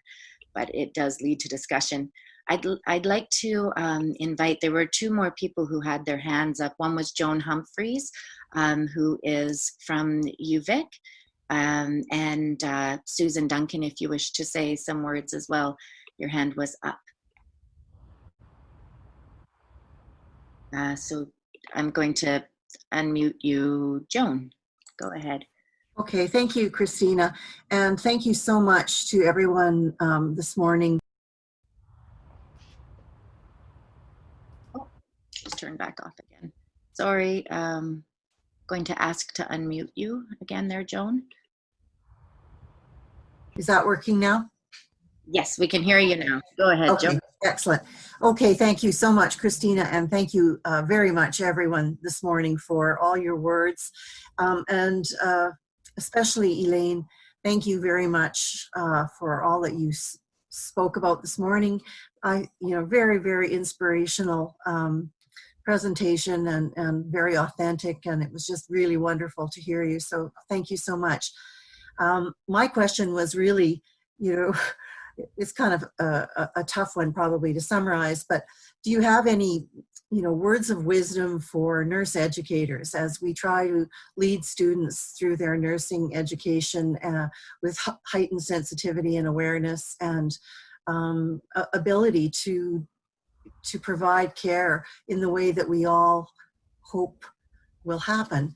I think maybe Christina, you may have directed me a little bit in your summary, which was beautifully stated as well. But Elaine, if you had anything else that you could speak to about what it is to connect with nursing students and to promote progress and better care, better understanding, etc. Yeah, I refer to my diagram all the time. And one of the things that I also offer is for the organizers to feel free. I'll email my diagram to the organizers and they can share with all the participants. And you can print it out. I'll send the printable version out to everybody. But definitely those questions are like the big question that the challenge that I offered at the end was really to practice that self-awareness and to check in with yourself to see where you're at and how you're feeling, and whether you're, is the work that I'm doing, is the curriculum that I'm providing, does this make me feel good? Does this provide a sense of inclusion? Does this provide a sense of freedom? Does this provide a sense of well-being? Does this provide, I can't remember the one that I left out, but those are the questions to ask when you're looking at agendas, when you're looking at curriculum, when you're looking at the way that you're setting things up for people, does this promote those things? Or how can you arrange it so that it does? And a lot of times it's hard because because you're being asked to step out of the way you're used to doing things and actually working from a place that makes you feel good, and that where you're providing a safe space for people to learn. Because one of the things that I didn't mention was, a lot of times we're working from a place of trauma, or we're being vicariously traumatized, or we're experiencing post-traumatic stress. And when we're in that space, we actually start working from the lower part of our brain. and it's hard for us to concentrate. So for example, if you're experiencing PTSD, you feel like you can't think straight. You feel like you have writer's block. You feel like you can't concentrate. And it's because you're in a space where you've been triggered or don't feel safe. But when we create spaces where we feel safe, it allows us to open up our brain and work from a place where we can think more systems like, or where we can be open to information, where we can make better decisions, where we can work better. So it's real, that's another reason why it's so important to create that safe space. And just finding a place for people to come in and do a weekly or even a monthly check-in with people to say, what's on your heart? How are you feeling? You know, how can we, you know, provide you the safe space? Because a lot of times, you know, we create things for other people thinking it's the best for them, without giving them the option or choice to contribute into how they want to learn or what they want to learn. And so that's another thing, is maybe doing check-ins to see how do you want to learn? What is something you're struggling with? What do you want to see more of? And actually providing that space where they feel like they have choice. And how they're being educated. So that was also a long answer. I hope that helps. Thank you very much. Thank you. I really appreciate that, Elaine. Lots of words of wisdom, and thank you. Okay. Are there any more questions for Elaine?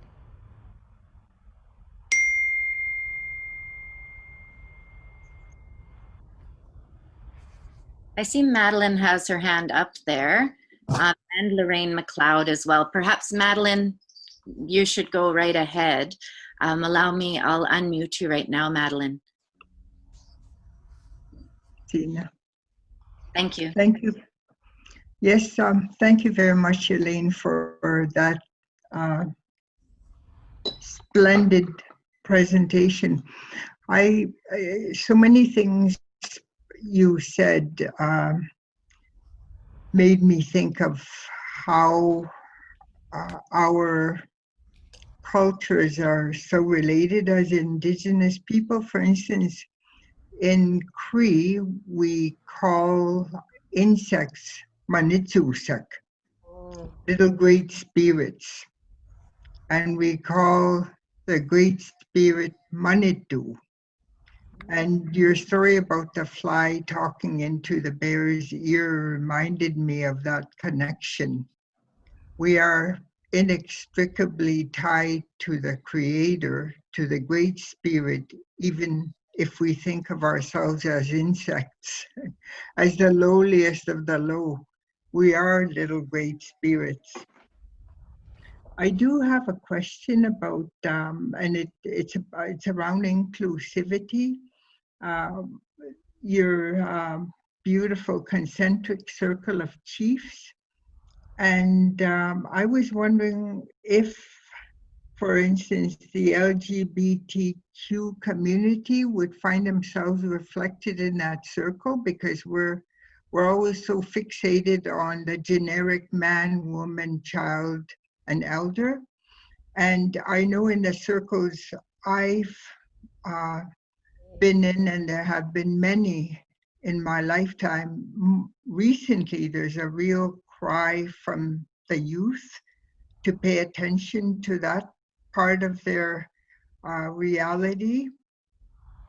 And so I just wondered how, when you speak to this concentric circle, this beautiful schematic, how you and your fellow and your colleagues maintain that the LGBTQ community will see themselves as they look at this schematic drawing.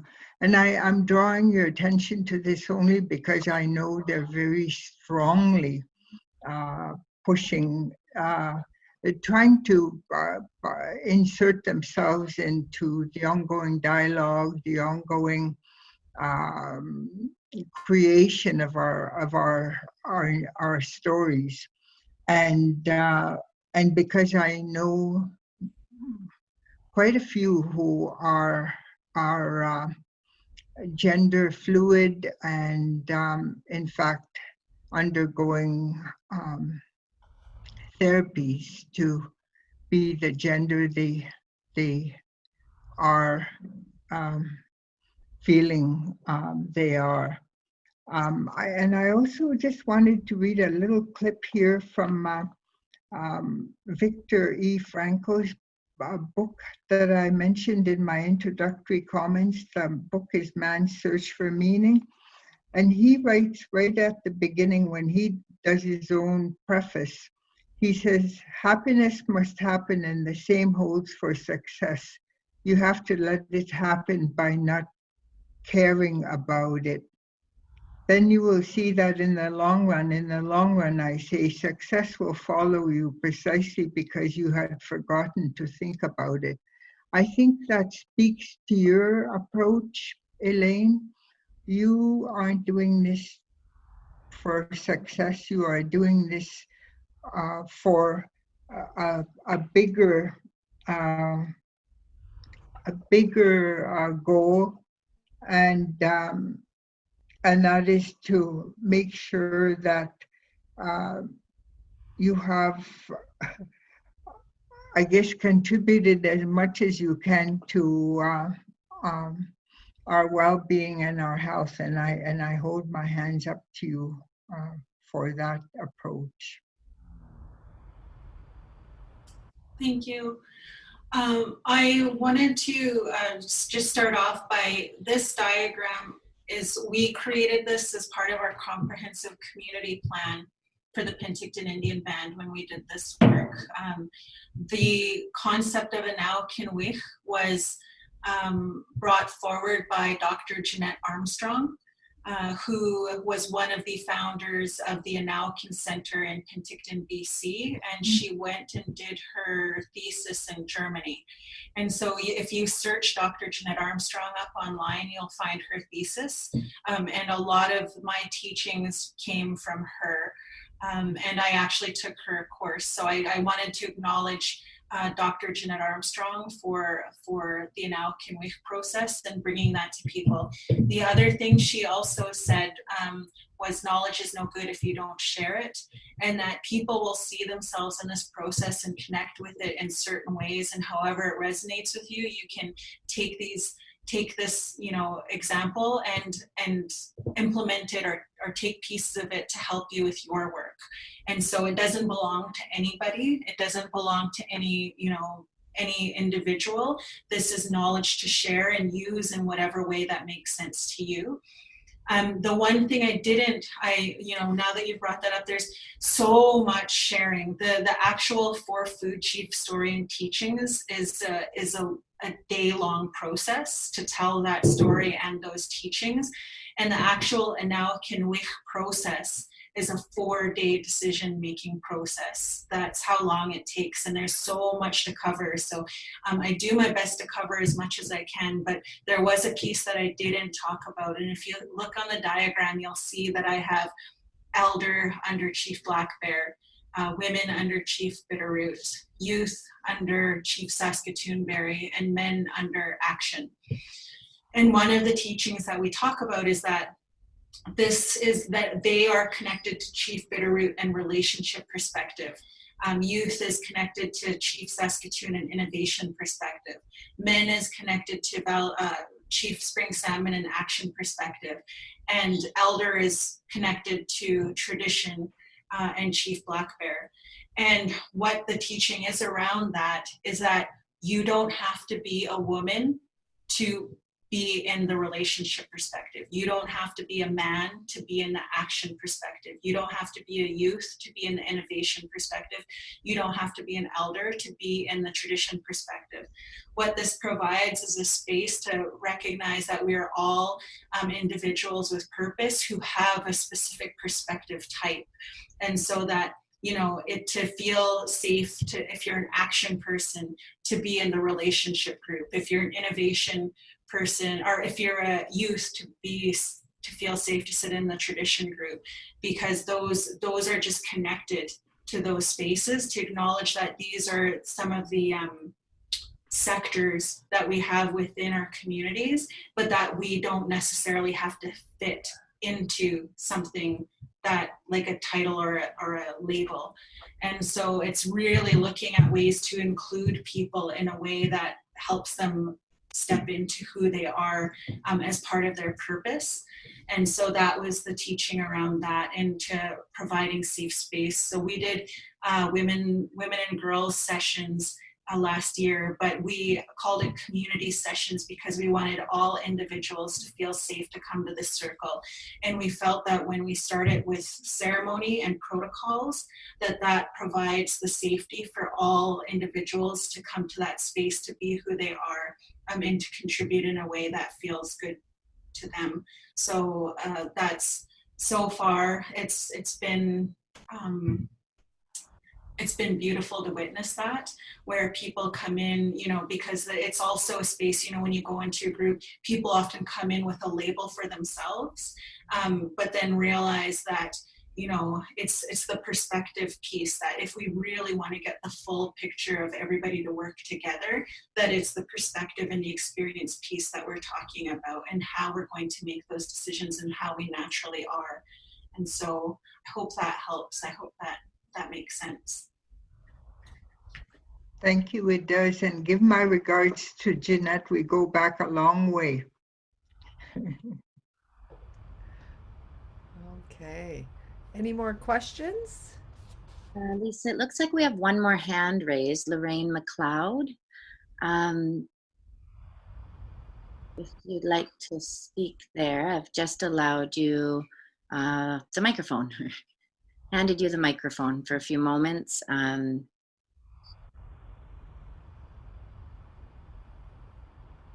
She's still on microphone, still muted. I'm asking to unmute. So Lorraine, there might be something that you have to touch on your end. There we go. Thank you. I'm participating from Manitoba. I'm happy that I'm on, and Elaine, thank you for your words. Very articulate, powerful. For me, I've been a nurse for 38 years and have learned that the power of self-reflection, and that it's required of nurses. I recently had the experience of sitting in an emergency room over 2 days. Had to return on the second day. But what I saw really had an impact on me. And I think the importance of us as nurses to participate in mentoring nursing students is huge. I think Joan Humphreys asked about nursing students and how we can share this information with students. I think it's imperative that we do. We have to recognize how racism impacts the health of others and our people. So I think as nurses, we want to make sure that it's safe, it's culturally safe for them to be attending to health institutions. And that as nurses, I believe we have a responsibility to begin to speak about what we see and begin to participate on how to address this. Elaine, what you shared, I think is very important for sharing with nursing students, because it is about love, inclusion, validating the experience of patients and their well-being. I often don't see the time being taken to validate what people have gone through, and to pull back and recognize that we don't all have come from a place of privilege. I really am wanting to explore how do we work with our colleges or our regulatory bodies in beginning to make sure that our people are safe when they're seeking care. I am happy to be here with the Canadian Indigenous Nurses Association, and I recognize that there was a resolution that was put forth between CINA and the Canadian Nurses Association in regards to racism, and I would like to really be involved in that work. And I think that our schools of nursing or COSN has to be involved in that work. I recall nursing, and I know many older nurses will go, what is happening to empathy and compassion? Where how do we bring that back into nursing so that that client care is in fact safe for all? I ask that we all pray that we can work through this. And I know there's some wonderful work being done across the country in little spaces, but I think it has to be, we have to move forward as Indigenous nurses to really hold the institutions accountable to actually taking action and making sure there's mechanisms in place so that our people are getting safe care, or culturally safe care. Thank you for this opportunity again, and Elaine, thank you for sharing your words. They were very impactful. Thank you much. Lorraine, I appreciate that. Did you have anything to say in response there, Elaine? No, just thank you. Very, very touched. I always get super overwhelmed with that. And I just, you know, when I started off, I shared that I call my ancestors into the room to help me say what needs to be said to connect with people, that what's said is meant to be said, and what I forget, you know, I shouldn't beat myself up about. And it's one of the things that I am learning to do is graciously accept the thanks, because I feel like it doesn't belong to me. This knowledge and the words that I share isn't from me. I'm not a genius that is like come up with all this on my own, but it's like a combination of all of the teachings and all of the people who have taken time to share these stories and share this knowledge with me, that I'm able to share it back. My gift is a storyteller, and I tell stories that I've heard. And so, you know, I'm just very grateful that the things that I shared today helped people connect. Awesome. Elaine, we're just going to go into a couple more questions. You'll stay with us till the end? Awesome. Okay. Awesome. Okay, so Lisa's asked me to just share with everyone a few questions. Now, today has changed our agenda and everything, of course, as we roll with it, as the spirit moves in the room, as you know, people are sharing pieces of themselves, and also that questioning, that learning, and the teaching that we're doing together. You know, the agenda will change. So right now, I've just posted a question to the group chat to all panelists and all attendees. And if you can make sure that you're responding to all panelists and attendees, the question is regarding clinical practice. What is your top priority or action that would lead to improved Indigenous health services?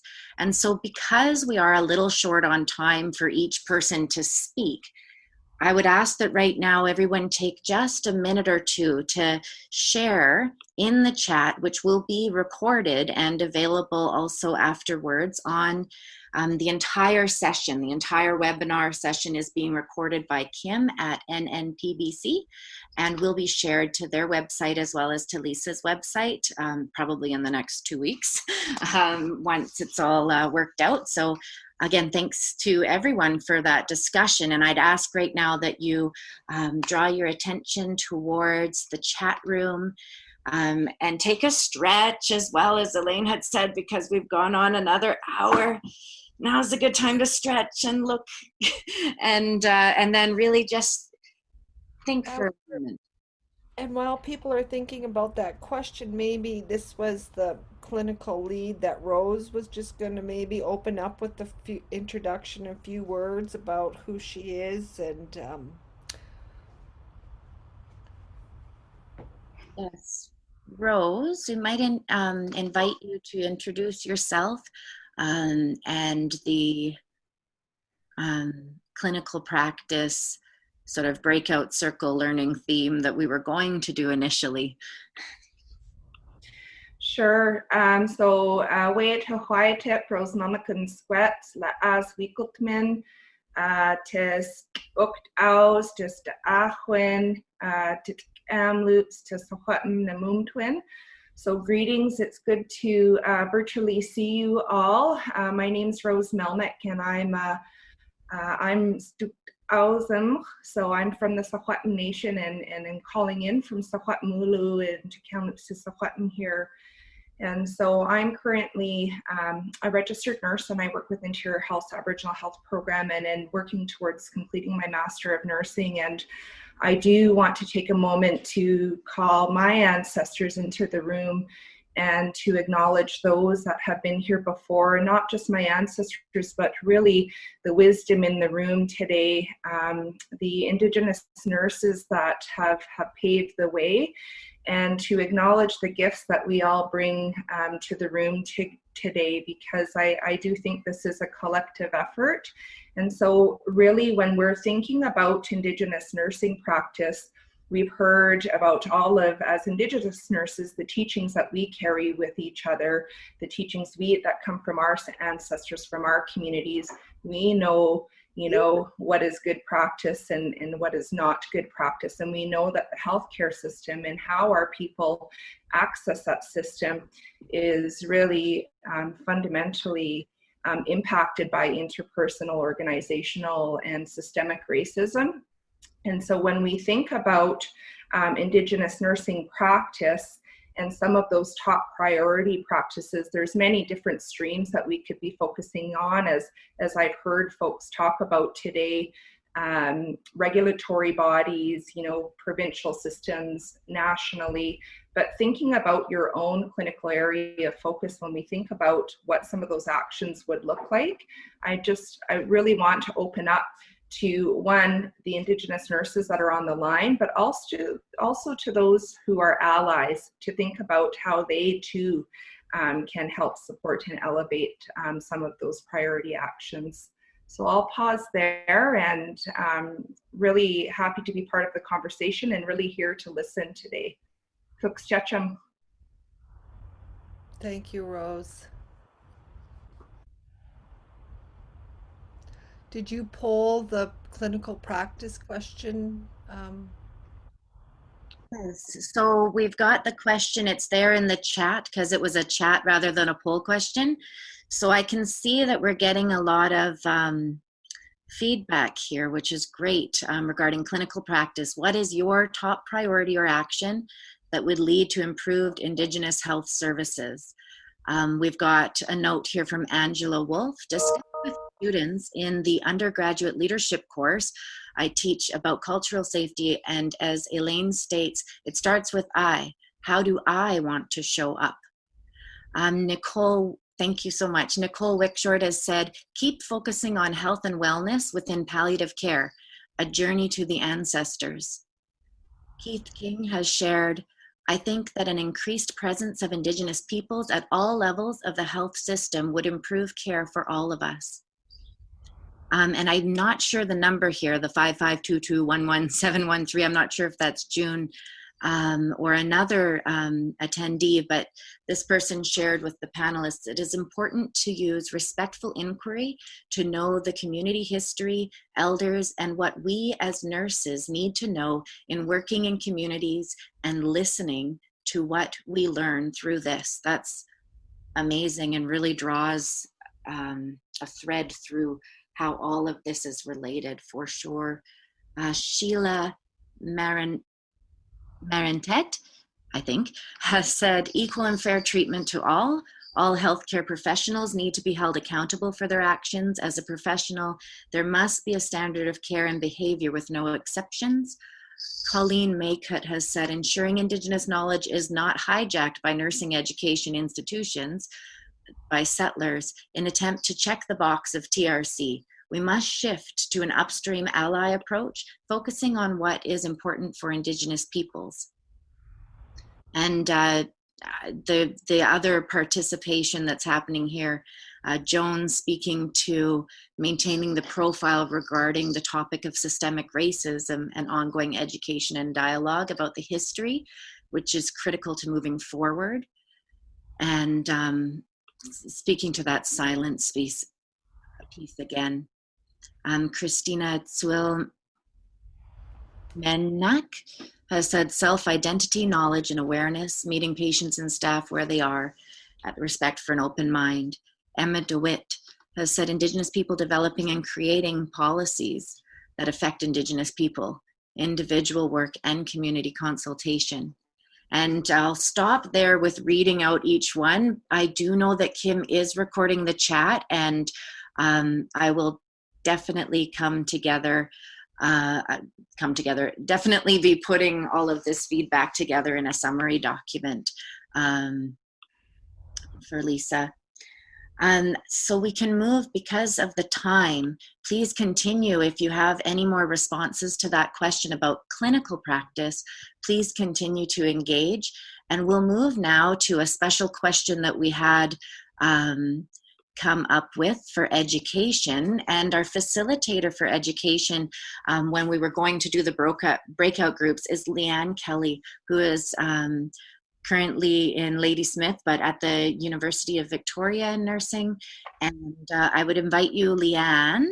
I will post the question into the chat for others to respond. The question is, what changes are needed within nursing education to allow nurses to practice in a more culturally safe manner?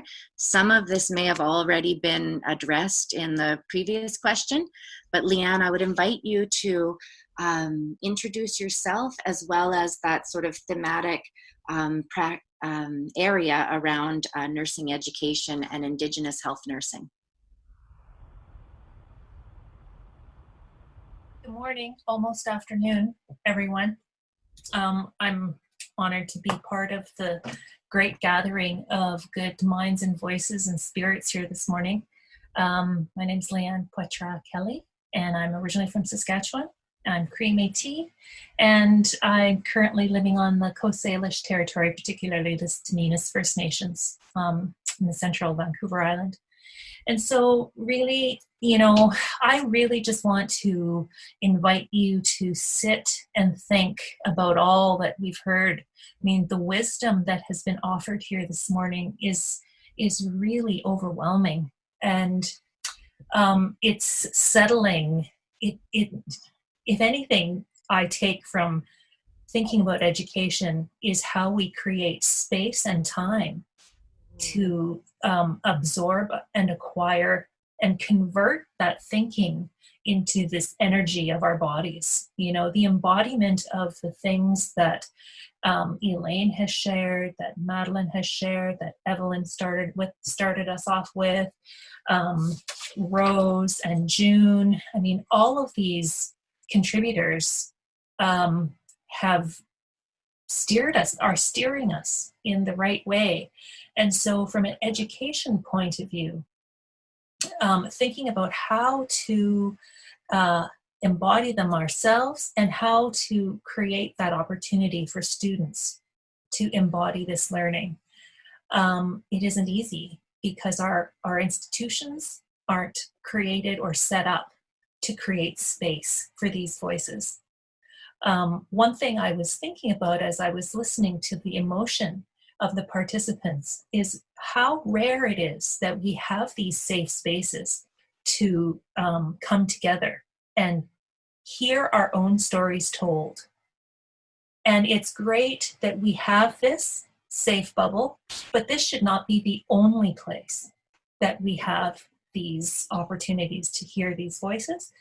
And so how does education then create those opportunities that provide us with safety, authenticity, opportunity? Like Elaine said this morning, it's so rare that we create the time for those elders' voices to be heard and to just sit and let them come in. We're very, very busy with tons of curricular agendas. And so it's a challenge, but it's not impossible. And so I guess thinking about what will enable us to move forward and take these ideas and these intention to our schools, to our education processes. So that's, I would just sort of put that into your thinking and invite you to contribute in any way in the chat, because this is meaningful and we will build on this. Thank you so much, Leanne. I can see that there are some good ideas and thoughts being shared now. Thank you so much for your participation. It's so rich to have, yes, you know, these speaking pieces, but also to have the text there, which we can, you know, reflect on and continue to refer back to as well. We've got here the question of what changes are needed in nursing education to allow nurses to practice in a more culturally safe manner. And Donna has said, yeah, the same approaches as suggested in clinical practice. This way of being, doing, and knowing cannot easily be separated. Colleen has said, moving from a biomedical perspective, task focus, to creating a curriculum that honors and embraces a holistic learning experience, notably the spirit as an integral component of becoming human. And as nurses, we have so many different theories. We have so many different, you know, these lovely words for the pedagogical approaches and the epistemologies and the theories that come for our nursing knowledge. That we gain through these experiences. I would add to what Colleen is saying about a curriculum that honors and embraces holistic learning experiences. From my own experience, my 2 cents would be that indeed the inclusion of Indigenous nursing knowledge, and as Lisa is suggesting, and I'll post a question for a poll, myself personally, I would say, to Lisa's focus for her research on creating Indigenous health nursing as a specialty area. That is the polling question that's about to come up on your screens. And I would ask the 30 attendees to please participate in the poll that we're about to send about creating, activate question number 3, launch poll. Should Indigenous health nursing be developed into a unique program? And so for those who are panelists, elders, facilitators, we won't be able to participate in the poll, which is going on right now. And I can see from the attendees list of 30 people that people are logging in their votes at present. For those that are panelists, we can definitely contribute to this. It won't be anonymous, but if you'd like to, you certainly can. Okay, we have 17 people who have been able to contribute here. We've got, out of these 17 people, 71% saying yes and 29% saying no. So that's useful, and it may guide some of our discussion in the chat right now as Lisa will take it away herself. The other area for a breakout group that we were set to have was around nursing research. And so I'd invite Lisa for you to introduce yourself as well. You have a co-facilitator if you care, or if you'd like to say anything to that around Indigenous research methodology as an overarching framework, but also around Indigenous health nursing and research. Yeah. So maybe I'll ask Winona to introduce herself. She has just courageously jumped on the train this late last night, and so she's going to be with us. And then Evelyn is in our little group. While she's introducing herself, I want to just quickly show one slide of the research program that just will give people an idea about the way forward over the next 5 years. So I just really want to do a good job of really articulating a collective direction forward with the research. So Winona, I'll turn it over to you to introduce yourself.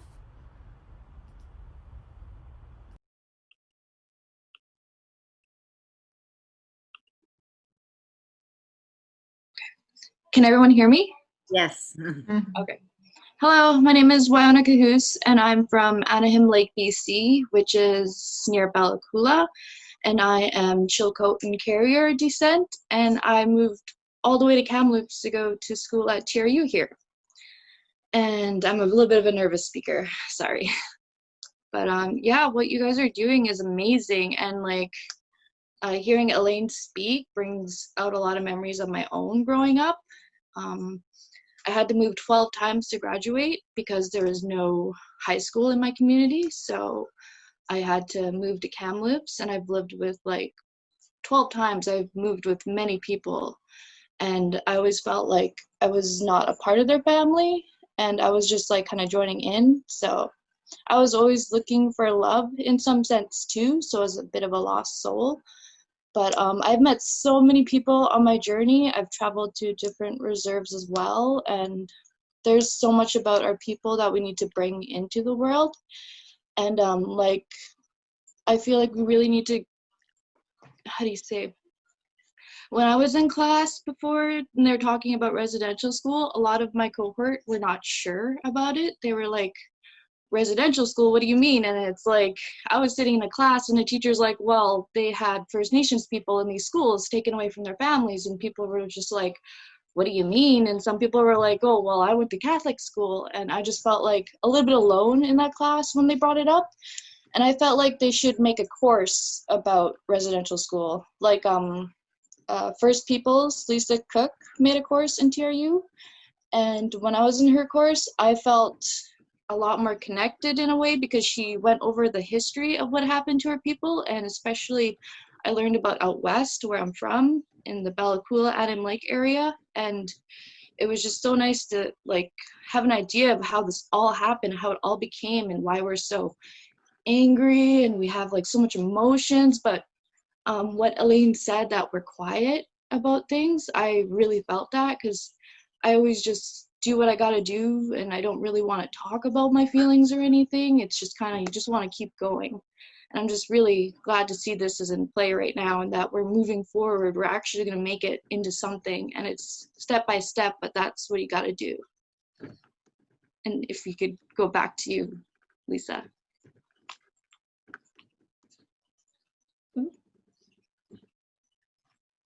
Okay. Just got on. Hey, Lisa, you're just muted right now. There we go. Sorry, I just wanted to quickly show the one PowerPoint slide that really captures the program over the next 5 years. So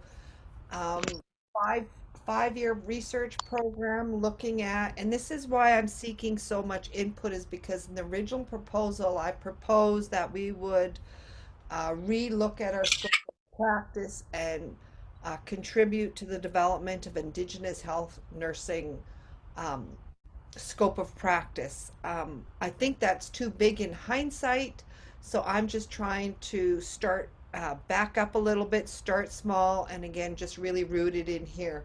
So anybody's interested in this, and Elaine talked about how our information was kind of connected, because you'll see the research, the education, the practice, and the politics.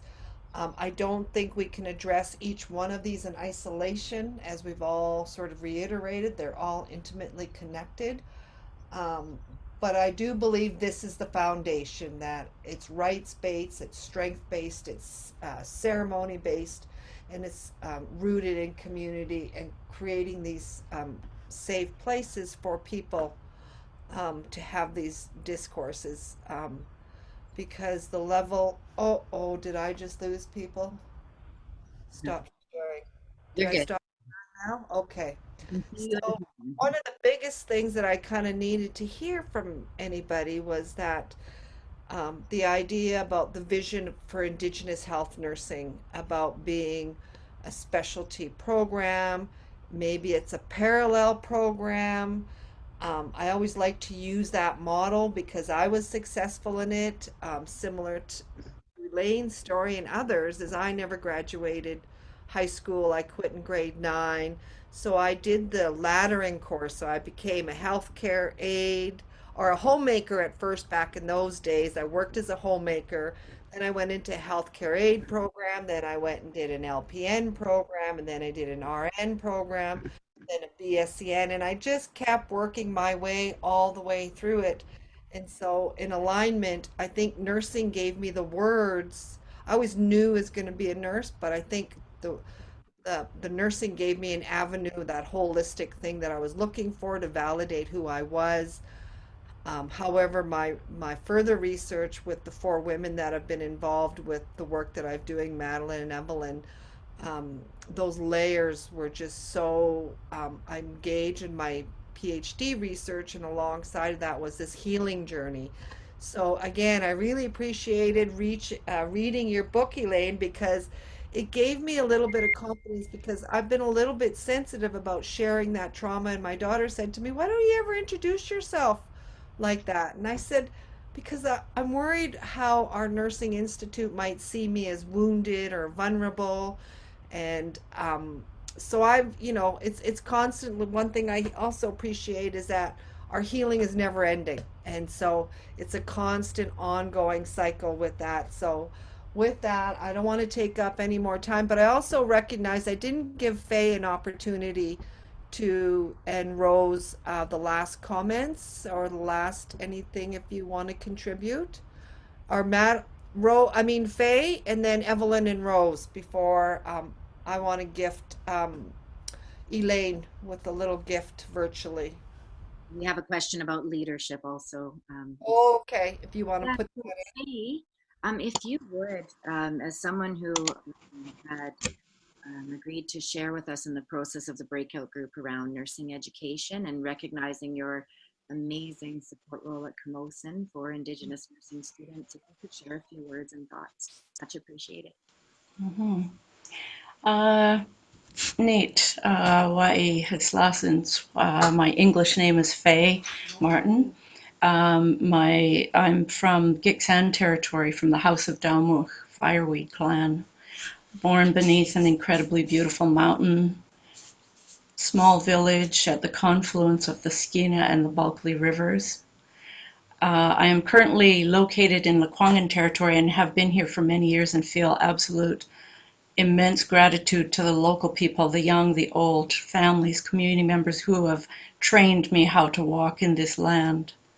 I feel incredibly blessed to sit here with and amongst all of you. Humble gratitude to Evelyn. I loved hearing your voice again.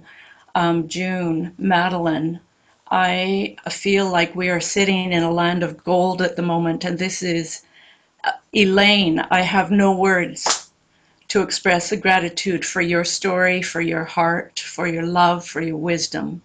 I really appreciate how you walk in the world, and that gives me strength. I've just come back from vacation, and I've got goosebumps right now. I see Emma sitting here, one of our beautiful students who is a voice unto her own. So much gratitude to everyone. My colleagues, Leanne and Christina, I work as the Indigenous support person at Camosun College, the first position of its kind in the School of Health and Human Services. I feel really blessed to be in that position. I have gratitude for Cynthia Smith, who created the position, and her humble acknowledgement that she is in a place of learning in terms of Indigenous healthcare. I hold circles for the year 1, 2, and 3 nursing students at the college, and have learned immensely and tremendously from the students themselves, and the value of mentorship. We now have Emma, who is transferred up to UVic to complete her nursing degree, who has carried the circle with her and invited the Camosun students, years 1, 2, and 3, to sit with them at UVic in circle, basically to talk about what's on your heart in terms of education, or what's on your heart in terms of culture, tradition, all manner of subjects. So it depends on what's on the hearts of the students as to how they lead that circle. I've forgotten your question. Well, Faye, just around nursing education and Yeah. Indigenous health nursing as the focus of Yeah.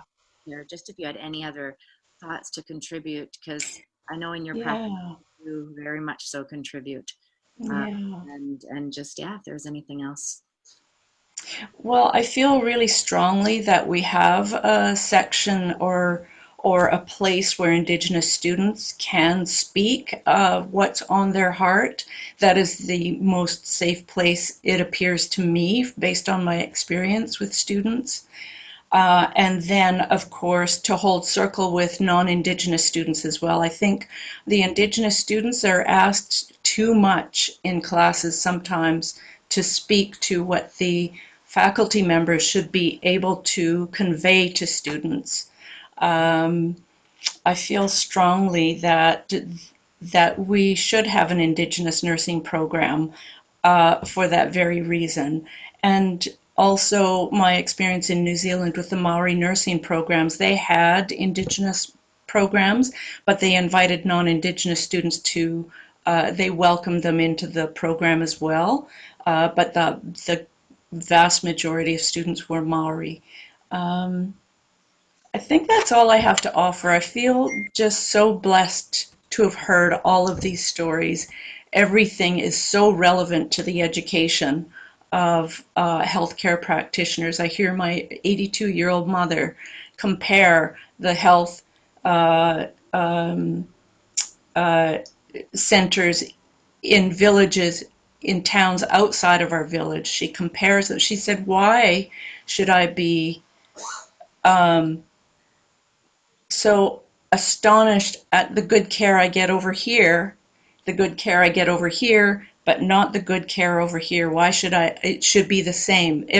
There should be good care for all of our people everywhere. Mm-hmm. And so I see that this is the work that you are doing, and I am just so moved today. I feel so blessed and moved. Elaine, thank you so much for your story. Thank you. I'm just going to end it there.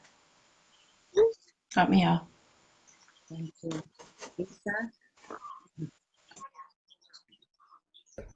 Before I give last words to our grandmothers, I want to read a passage as I will come and give this to you in person, Elaine.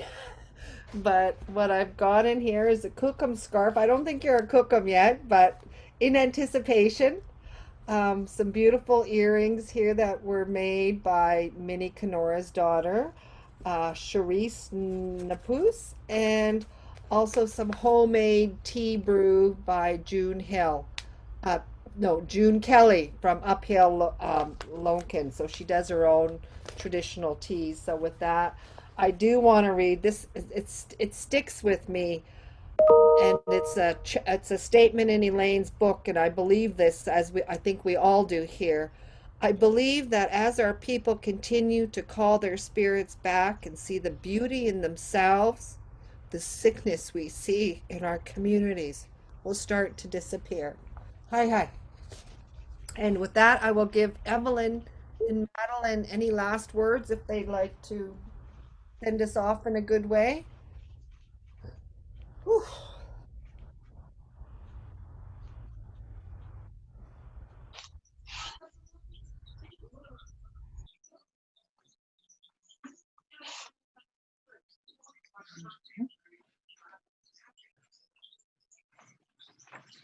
I can hear a very distant background voice, but just wondering.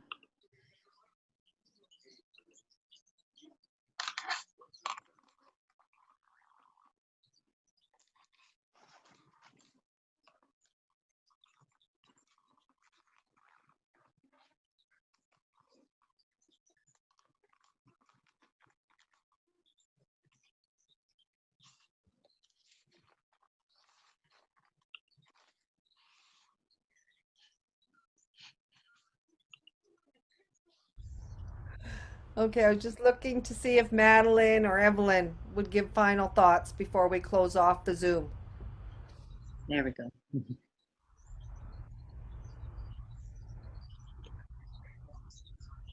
Madeline, I can see that your mic is unmuted at the moment, and Evelyn, your mic is muted.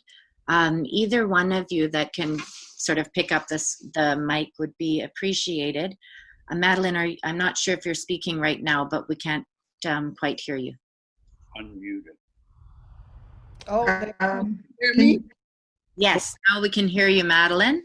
Go ahead. Evelyn was also speaking, so I don't know what order you want to proceed in. I can't. Can you hear me? Anybody? Now we hear Yes. you as well, Evelyn. Evelyn and Madeline, we hear both of your voices now. Thank you so much. Which of you would like to speak first? Yeah, I had started and then nobody could hear me. I can start, Madeline. Sure, go ahead. I just want to say Tila Kasla, which means thank you in my language as well as welcome. And Elaine's story is awesome. He uses words that I have been using for years, like inclusiveness. I don't use the word Indianization. I use inclusiveness. And as I work with the nurses in North Island College, that's what I use. I guess I wrote my dissertation years ago and got it on, I think it was 05. And I gave it to my colleague to read my dissertation. And she phoned me the other day and said, Evelyn, you are way ahead of us. Mm-hmm. Already are talking about what we should do with education. And I was very emotional when she said that, because ever since I started nursing, I have seen the need for changes in our education system. I marched into the dean's office in Victoria, UVic, and told her she had the curriculum has to be changed. And I put a paper down on front of her. This is what it should look like. And I will continue on to say that. And I can honestly say North Island College is pioneering a lot of the changes. We continue to take students to the villages, and I continue to go in all the classes where they talk about relational practice. That is what is so important, the history of our people. The nurses, the students, not only the nurses, but the early childhood, the social workers, I go to their classes and do this too. And we need all of this in all the schools. I don't care what kind of a course you're taking. Because unless you deal with your own issues, your own problems, you're not going to do a good job. And I hope that Elaine's book will be used in the education system, because it has a lot to offer and a lot to learn from. Yeah, I'm not going to go on, and I just want to say it is so nice to see Madeline and Faye for years. I kept saying, I know her. It's really nice to see all of you, and hope you're all well in this troubled times that we're going through. Kila Kesla, and hope everybody is good.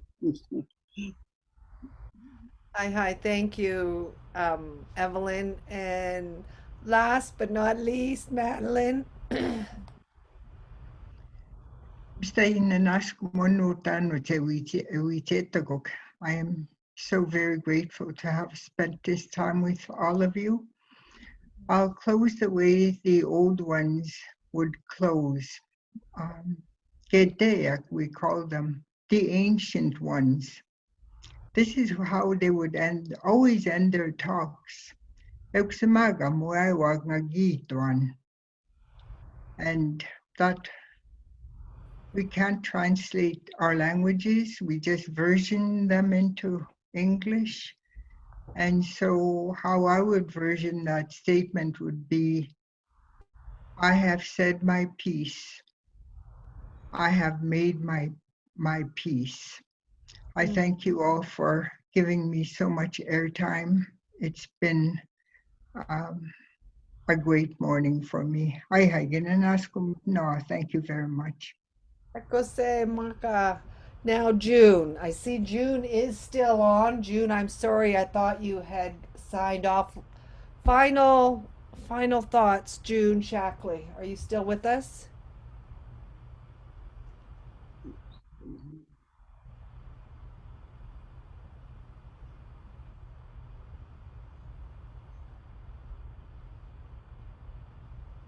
Mine just came up to unmute. Can you hear me? I can. Oh, excellent. Well, I can say the same. I am so grateful to be a part of this and to listen to what everyone had to say, because everyone's voice is so valuable. I grew up thinking that my voice was not meant to be heard.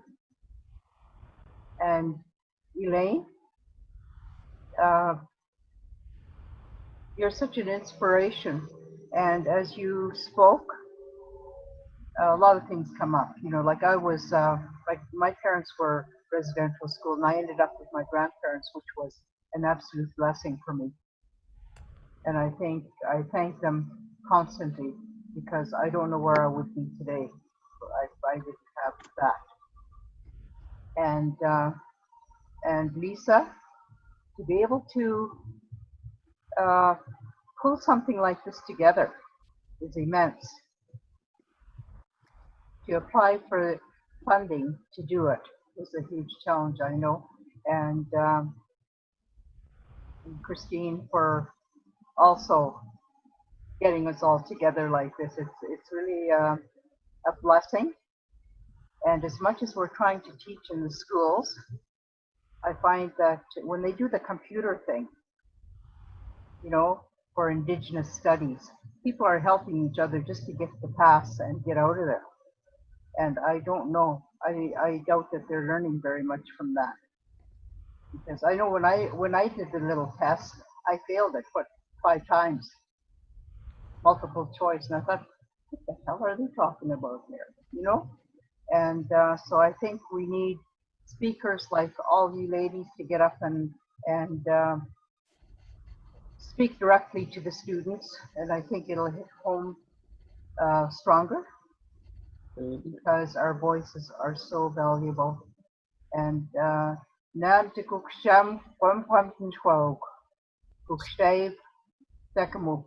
thank you all. It sure warms my heart to be able to see, listen, and hear and share. Thank you. Thank you. Thank you very much, June. Last, 2 great big thank yous to Elaine. And last but not least, but Kim in the top corner there, who has pulled off all the technology for us. And Kim, thank you so much for running that. You are more than welcome. It's been very, very joyful to sit in the back, try to be quiet as possible, and to listen to all the different stories and the different voices. It's been such a privilege for me. So thank you for allowing me to have that moment. Awesome. Thank you so much for your work. And everybody, I wish you well on today. Go in peace and try to enjoy some of this heat that's here in Kamloops. And love you all. And I hope we're going to be doing another series, trying to do once a month. So we'll schedule and keep you all posted on the next one. Hi, can ask them to now. Allah Kesla.